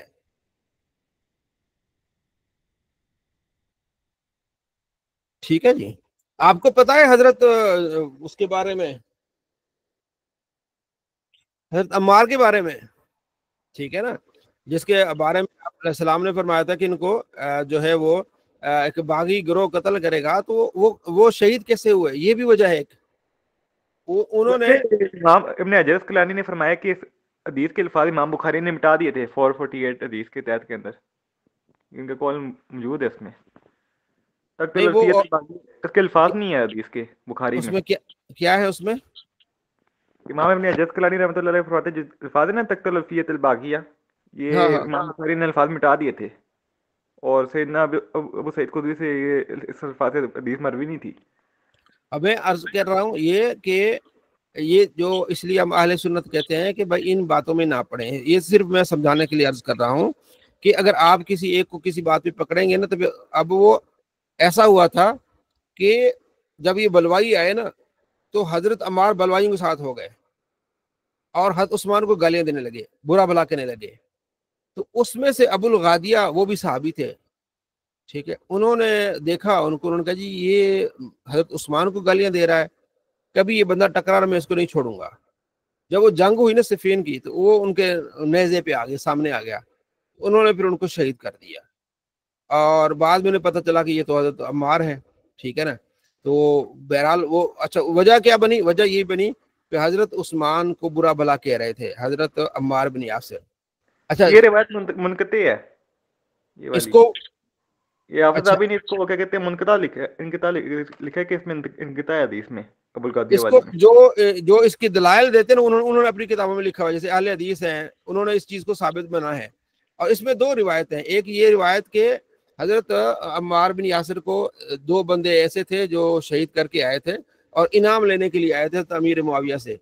تو حضرت امیر معاویہ نے کہا یہ کوئی اچھا کام نہیں کیا، ٹھیک ہے. وہ کہتے ہیں یہ اتنا مضبوط نہیں، یہ روایت مضبوط ہے. ہم کہتے ہیں ٹھیک ہے، ہم آپ کو سمجھاتے ہیں کہ انہوں نے اگر ان کو شہید کیا تو جو ابو الغادیہ نے شہید کیا، ابو الغادیہ کے بارے میں یہ حدیث ہے، مسلم حدیث ہے، آپ علیہ السلام فرماتے ہیں کہ جو بھی شخص جس نے بھی جو ہے وہ حدیبیہ کے مقام پہ جب بیعت رضوان میں جو بھی بندہ شامل ہوا ہے وہ جنتی ہے، ٹھیک ہے.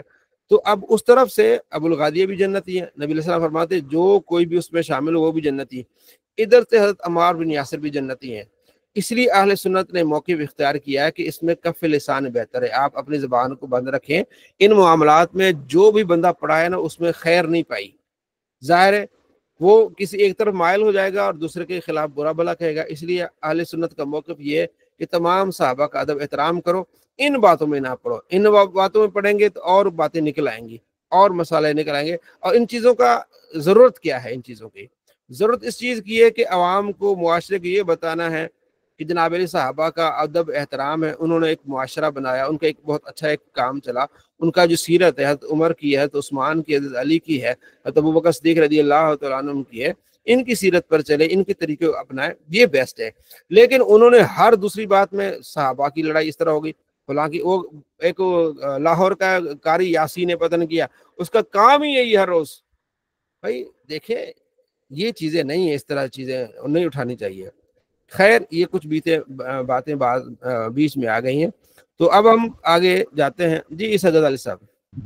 موسیٰ بھی اپنے جو روایت بیان کی ہے کہ حضرت عمار تو عثمان کو برا بھلا کرتے تھے، تو آپ اس روایت کو صحیح سمجھتے ہیں یا نہیں سمجھتے؟ ہم کہتے ہیں جو کہتے ہیں ہم انہیں کو پھر اسی حساب سے جواب دیتے ہیں۔ وہ جو کہتے ہیں نا کہ باغیہ ان کو قتل کرے گی، ہم کہتے ہیں پھر کیوں قتل کیا؟ ہم دونوں کی اصلاح کرتے ہیں کہ اس طرح اگر ان کو آپ اس طرح اس انداز سے لیتے ہیں نا کہ وہ باغی گروہ قتل کرے گا، تو وہ تو پھر وہ تو صحابی ہیں، پھر ان کے لیے بھی جنت کا ٹکٹ ہے، اب ادھر بھی جنت کا ٹکٹ ہے۔ اب آپ تو اس لیے ہم ان کو یہی جواب دیں گے، اصلاح کریں گے کہ ان دونوں کا جواب ہم آپ کو یہ دیتے ہیں کہ ان باتوں میں نہ پڑیں، ٹھیک ہے۔ اب آپ کو باغی گروہ کہہ کے آپ اس کو برا بلا کہہ رہے ہیں، اور جس باغی گروہ نے قتل کیا، جو دیکھیں یہ بہت بڑا جھوٹ بھی بولا جاتا ہے، اور اس کو میں نے بار بار بتایا بھی ہے۔ یہاں تک کہتے ہیں کہ جناب حضرت عمار کو کس نے کس کے کہنے پر مارا؟ اب دیکھیں نا، مجھے پتا نہیں ہے، عیسیٰ غزالی کو ایک بندہ آ کے اس کو چوٹ لگا کے چلا جاتا ہے، اب مجھے نہیں پتا، اب کوئی آگے یہ کہتا ہے کہ کس کے کہنے پہ مارا، مفتی علی نواز کے کہنے پر عیسیٰ غزالی کو کسی نے نقصان پر، مجھے تو پتہ ہی نہیں، اب مجھ پہ الزام لگا رہا ہے وہ جھوٹا۔ اب ایک صحابی کو پتہ ہی نہیں ہے کہ وہ باہر سے دوسرے نے اس کو شہید کر دیا، اب یہ کہنا کہ کس کے کہنے پر، یعنی حضرت امیر معاویہ کے کہنے پر بندے کو مارا گیا، اب یہ بہت بڑا الزام ہے، ٹھیک ہے نا۔ تو ہم کو ان کو پھر اس طرح جواب دیتے ہیں کہ ان کاموں میں آپ کے لیے بھلائی نہیں ہے، آپ جھوٹ سے جھوٹ کی طرف چلے جاتے ہیں، تو ہم ان کو یعنی کہ اصلاح کرنے کی کوشش کرتے ہیں کہ یار ان کاموں میں آپ آگے نہ بڑھیں، آپ ادب کریں صحابہ کا۔ نبی علیہ السلام فرماتے ہیں میرا صحابہ کا ادب کرو، احترام کرو، ٹھیک ہے، ان کا نام آئے تو آپ احترام ہی بہتر ہے۔ تو ہمارا موقف یہ ہے کہ احترام، جب اس طرح کی وہ باتیں کرتے ہیں تو ہم ان کو دونوں طرح سے ان کو آئینہ دکھاتے ہیں کہ یہ کام صحیح نہیں ہے، آپ پھر پھنس جائیں گے، آپ پھر صحابی کو آپ پھر کہہ رہے ہیں تو پھر وہ حساب سے پھر آپ کدھر جائیں گے، ٹھیک ہے جی، شکریہ۔ باب فضائل الصلاۃ، نماز میں فضیلت کا بیان۔ آپ علیہ السلام فرماتے ہیں جو بندہ فجر اور عصر نماز پڑھے گا تو وہ جہنم میں داخل نہیں ہوگا، یعنی وہ جنتی شخص ہے جو فجر اور عصر کی، یعنی مطلب باقی نمازوں کی بھی فضیلت ہے، خاص اس طرح کی جو دو فجر اور عصر، ٹھیک ہے جی۔ اگلی روایت ہے کہ آپ علیہ السلام فرماتے ہیں کہ فرشتے آتے جاتے ہیں، ایک صبح کو آتے ہیں اور ایک شام کو آتے ہیں، صبح والے شام کو چلے جاتے ہیں، شام والے صبح کو چلے جاتے ہیں۔ وہ جو شام کو جاتے ہیں نا فرشتے، تو اللہ ان سے پوچھتا ہے ابھی تم آئے ہو میرے بندوں کی طرف سے، کیا دے کے آئے ہو؟ تو وہ کہتے ہیں یا اللہ تجھے پتہ ہے، اللہ فرماتے مجھے پتہ بتاؤ، کہتے ہیں یا اللہ ہم جب گئے تھے نا تب بھی وہ نماز میں تھے، جب ہم آ رہے تب بھی وہ نماز تھے، یعنی ہم گئے تھے فجر کے ٹائم تو وہ نماز میں تھے، اب ہم واپس آئے عصر کے ٹائم وہ کیا تھے؟ نماز میں تھے۔ یہ نمازی کی فضیلت ہے، نمازی کے لیے دعا ہے کہ اللہ کے محبوب اللہ کے سامنے اس کی تعریف ہو رہی ہے کہ ہم گئے تھے تب وہ نماز میں تھے، اب ہم آئے ہیں تب نماز کے لیے ہیں۔ جو فجر کی نماز پڑھے اللہ کے ذمہ میں ہے، ٹھیک ہے، تو اللہ کا ذمہ نہیں توڑنا چاہیے، جو اللہ کا ذمہ توڑ دیتا ہے تو وہ پھر وہ کامیاب نہیں ہوتا، اس حدیث کا خلاصہ جو ہے، ٹھیک ہے جی۔ اللہ کے نبی فرماتے ہیں جو اگر لوگ جان جاتے ہیں نا کہ اذان میں اور پہلی صف میں کتنی فضیلت ہے تو یہ پھر تلواریں چل پڑتی ہیں، اور قرآن دازی پر فیصلہ ہوتا ہے، قرآن دازی ہوتی ہے کہ بھائی فلاں نے پڑھنی ہے جی، وہ جناب علی اسد علی نے پڑھنی ہے، جاوید صاحب نے پڑھنی ہے، سید صاحب نے پڑھنی ہے، قرآن ہوتا ہے، قرآن دازی لگائی جاتی ہے کہ بھائی فجر کی اذان اسد نے دینی ہے، ظہر کی جو عمر نے دینی ہے، احمد رضا نے مغرب کی دینی ہے، جناب علی سید طاہر صاحب نے جو عشاء کی دینی ہے۔ اسی طرح اتنا اس کا ثواب ہے اذان کا اور پہلی صف کا، اس لیے آپ جلدی آیا کرو نماز میں۔ اللہ کے نبی فرماتے ہیں اگر انہیں پتہ چلتا نا کہ فجر اور عصر کی نماز میں آنے کا کتنا فائدہ ہے جماعت میں، تو یہ سرین کے بل بھی آ جاتے ہیں، تو ہم لوگ سستی کر جاتے ہیں۔ میں نے اکثر اپنے علماء ساتھیوں کو دیکھا ہے تو وہ سستی کر جاتے ہیں، سستی نہیں کرنی چاہیے، ٹھیک ہے۔ منافق پر سب سے بھاری نماز کیا ہے؟ فجر اور عشاء ہے، ٹھیک ہے جی۔ اگر انہیں پتہ چلتا نا فجر عشاء میں کتنی برکتیں ہیں تو یہ سرین کے بل بھی پتہ نا سرین کی وجہ سے گھسیٹ کے بھی آ جاتے ہیں، ٹھیک ہے۔ جس نے عشاء کی عشاء کی نماز جماعت کے ساتھ پڑھی گویا کہ اس نے آدھی رات کھڑے ہو کے گزاری اللہ کی راہ میں، اور جس نے فجر کی نماز جماعت کے ساتھ پڑھی گویا کہ اس نے ساری رات جو ہے وہ کھڑے ہو کے گزاری۔ کتنی بڑی فضیلت ہے، اس لیے بڑی بڑی محفلوں سے اوائڈ کریں، قرآن پڑھیں، ہفتے میں کلاس لیں، ٹھیک ہے نا، تو تھوڑا بہت سیکھیں علماء سے، खादम रज़वी साहब को सुने थोड़ा बहुत, उलमा से सीखे, बस जाके सो जाएं। बड़ी बड़ी महफिलों का मैं तो कायल नहीं हूँ, अब मैं तो बाइकाट है मेरा महफिलों पे जाने का, ठीक है, इस वजह से कि वह इशा की तो नमाज बहुत, मगरिब भी छूट जाती है, इस तरह की चीज़ें हो जाती हैं, बस अल्लाह अल्लाह करें। जी सद अली भाई। वो बड़ी महफिलों का आपने जिक्र किया, आजकल एक इश्तिहार चल रहा है ना महफिल का, तो उसमें उन्होंने, इधर लाहौर में ही है वो महफिल, तो उन्होंने उसमें रखा हुआ है जी 10 प्लाट और पता नहीं 5 बाइक और पता नहीं कितने उम्रे के टिकट और पता नहीं क्या क्या था। वो कहते हैं अहले सुन्नत का हाल ये है कि जो है ना मदरसे में या किसी और अच्छी जगह पे देने वाला कोई नहीं है, और एक महफिल पे देखें करोड़, एक बंदे ने बल्कि वो सारा हिसाब कैलकुलेशन करके लिखा कि 1 करोड़ से ज्यादा इस पे खर्चा आएगा। अच्छा, तो क्या था, अगर ये किसी मदरसे में या कहीं दे तो कितना काम हो सकता है। देखिए ना, ये आजकल जो मदरसा है या मस्जिद है, ये अल्लाह की, मैं देखे ना, मैं एक बार बात बहुत अहम कहता रहता हूँ कि दुनिया में हम अच्छे से अच्छा काम करना चाह रहे होते हैं, अच्छी गाड़ी, अच्छा मकान, अच्छी चीज़ें, ठीक है ना, तो आखिरत के लिए भी हमें इस तरह काम करना चाहिए जो सदका जारिया के तौर पर हो, ठीक है जी। तो सोच आनी चाहिए कि ये काम बेहतर है, वो करने चाहिए, इतना पैसा भी खर्च करें, तो दुआई कर सकते हैं कि अल्लाह उनको इस तरफ ले आए कि यार आप इस तरह कोई काम करें, ठीक है जी। मुफ्ती अहमद यार खान नईमी की एक इबादत भी मुझे याद आ गई है इस वाले से, कि ज़्यादातर ये माल अपना खत्मों पे तो कवालों पे लगाते हैं। हाँ देखिए ना, ये मैं यहाँ भी कहता हूँ कि अहले सुन्नत में हम ठीक है, ख़त्म ठीक है, लेकिन वही अगर 10,000 रुपये आप किसी अच्छे काम के लिए मदरसे में, मस्जिद में, फिलाही काम में डालें तो वो ज़रा बेस्ट है, फिलाही कामों में अच्छा डालना, ठीक है जी। अगर आप 10 देगे उतारते हैं, 10 की बजाय आप 3 उतार दें, ठीक है, 7 देगों का खर्च है वो आप सदका जारिया के अपने वालिद के लिए, ठीक है जी। तो किसी आलिम को अगर फतावा रज़विया आप उसको गिफ्ट करें किसी को, यानी इस तरह की जो चीज़ें हैं वो काम करें, ठीक है ना, वो बेस्ट है।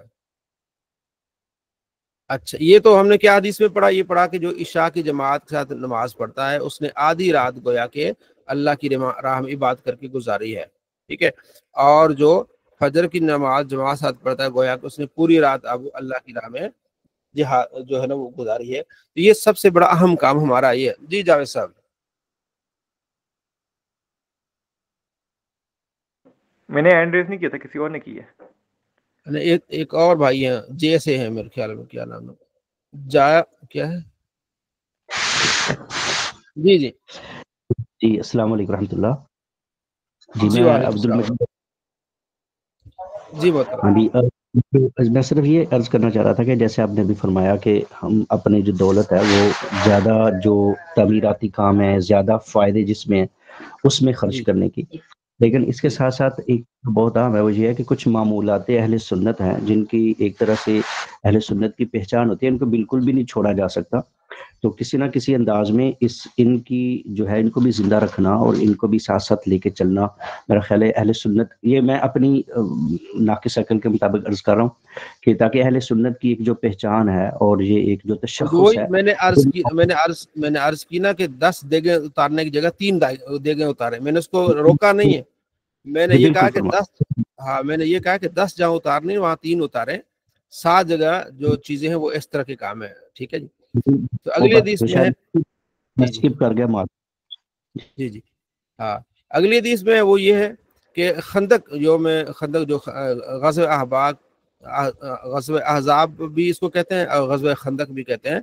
तो इतना प्रेशर था मुसलमानों पर क्योंकि 12,000 का लश्कर था कुफ़ार का, मुशरिकीन का, जिसने मदीने का घेरा किया हुआ था।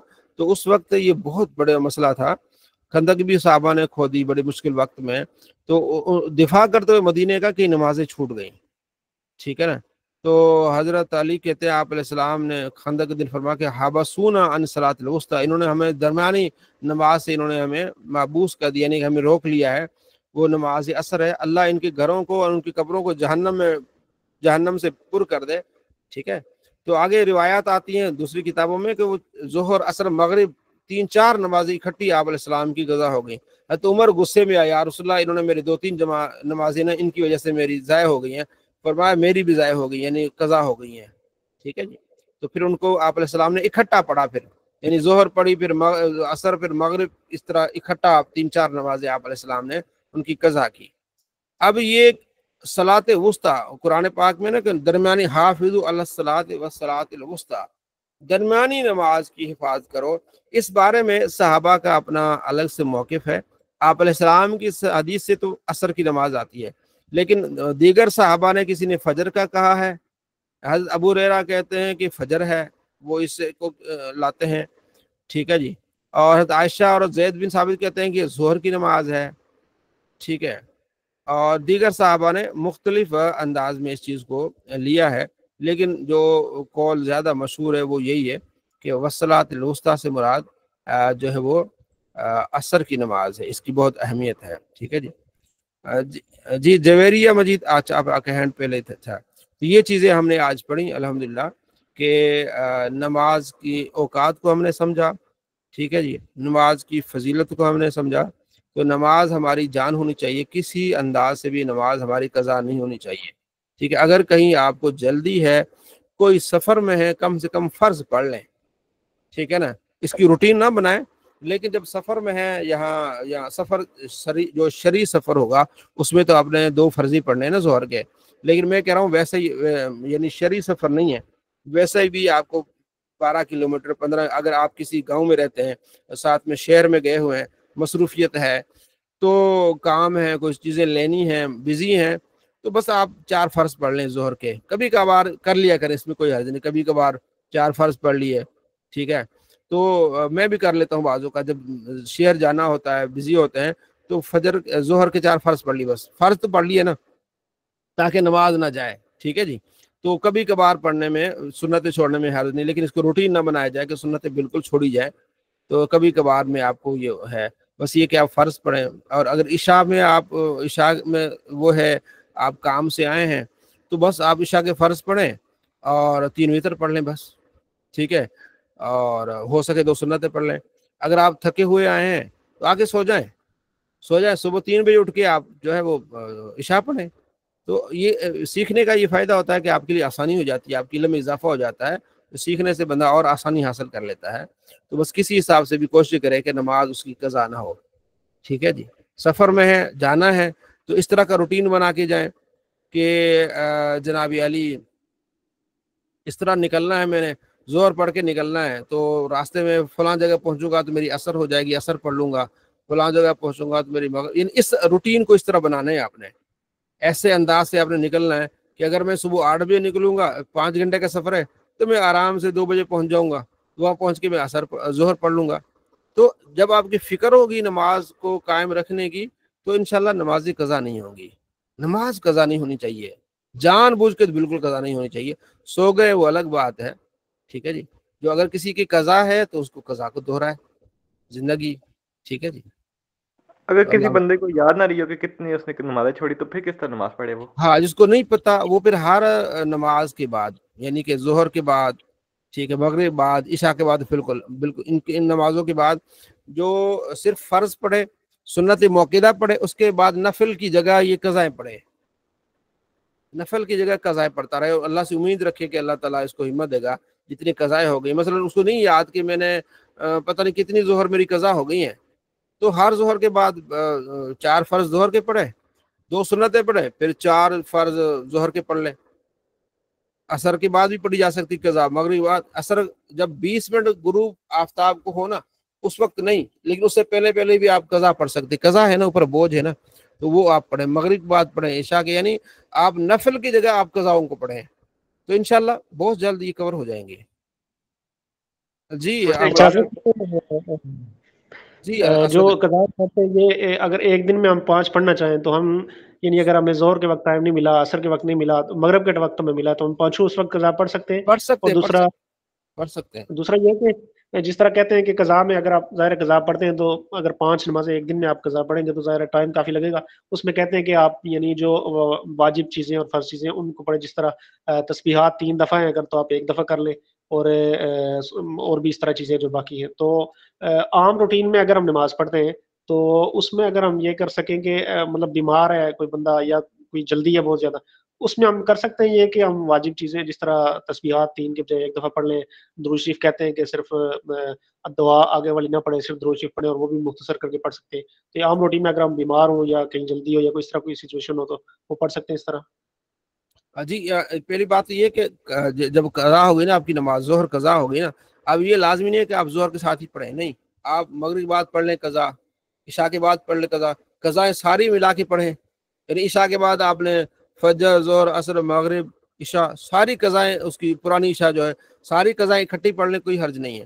دوسرا جو علماء کرام نے فرمایا کہ زیادہ قضائیں ہوں تو تھوڑے وقت میں کس طرح اس کو اتارا جائے، اس کا طریقہ یہ ہے کہ آپ اللہ اکبر کہہ کے ڈائریکٹلی سورہ فاتحہ پڑھیں، کیونکہ آپ نے فرض کو کور کرنا ہے نا، باقی چیزیں مستحب ہیں، ثنا پڑھنا، تو آپ نے فرض کو زیادہ کور کرنا ہے. تو اللہ اکبر کہہ کے آپ سورہ فاتحہ پڑھیں، اس کے بعد 3 آیتیں پڑھیں، سبحان ربی العظیم 1 مرتبہ کہیں، سیدھے کھڑے ہو جائیں، پھر سبحان ربی الاعلیٰ 1 مرتبہ کہیں، پھر اگلی رکعت میں سورہ فاتحہ پڑھیں، چھوٹی سورت پڑھیں، اس طرح کر کے اتحیات پڑھ کے اللہم صلی علی محمد وعلی آل محمد اتنا پڑھیں.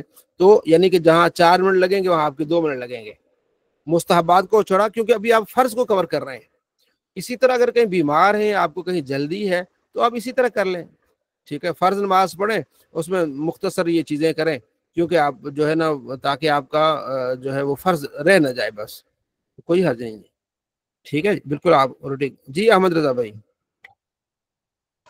مفتی صاحب ہمارے محلے میں نا وہ اہل حدیث کی مسجد ہے، آپ نے ابھی نماز کے اوقات کا ہمیں ٹاپک پڑھایا ہے، تو وہ رمضان میں جو اذان دیتے ہیں وہ ابھی سورج غروب نہیں ہوتا تو تبھی دے دیتے ہیں، تو اس سے کچھ لوگ نا روزہ افطار بھی کر لیتے ہیں، تو کیا ان کا روزہ ہو جاتا ہے کہ نہیں ہوتا؟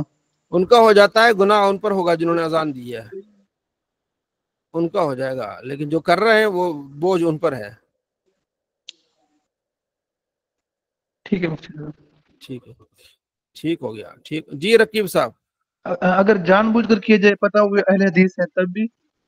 نہیں دیکھیں، اگر خطا سے کیا تو پھر تو ان پر، لیکن اگر ان کو پتا ہے کہ یہ جلدی کر رہے ہیں یہ نہ کرے نا، پھر اگر یہ جان بوجھ کے کرے پھر یہ بھی گناہ گار ہوں گے.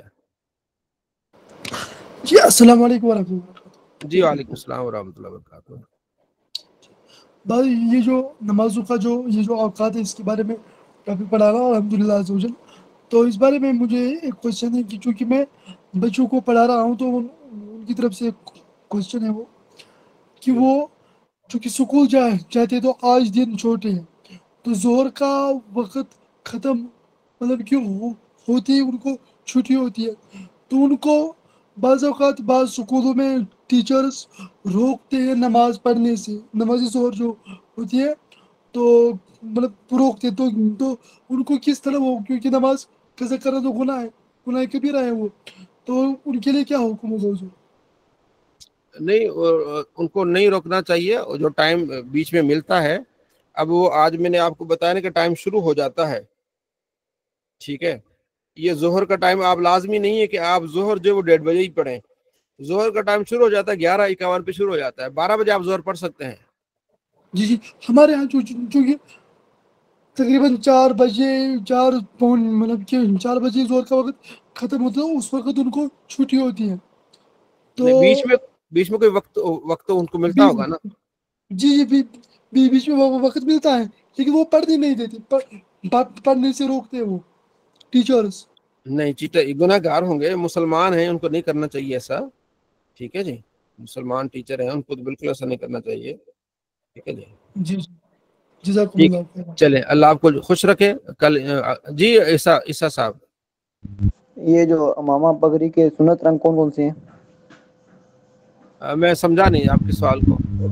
امامہ پگڑی باندھنے کے جو سنت رنگ ہے، جی کس رنگ کی پگڑی باندھنی چاہیے؟ امامہ باندھنا سنت ہے، باقی آپ اس کو بلیک زیادہ آپ علیہ السلام نے بلیک بھی پسند ہے آپ کو، اور اس کے علاوہ سفید بھی ہے، گرین بھی ہے، ٹھیک ہے جی. تو آپ جو آپ کو آپ کا دل کرے آپ باندھیں، امامہ باندھیں، ٹھیک ہے جی، ثواب ملے گا، نبی علیہ السلام کی سنت پر عمل ہو جائے گا، ٹھیک ہے جی. جزاک اللہ.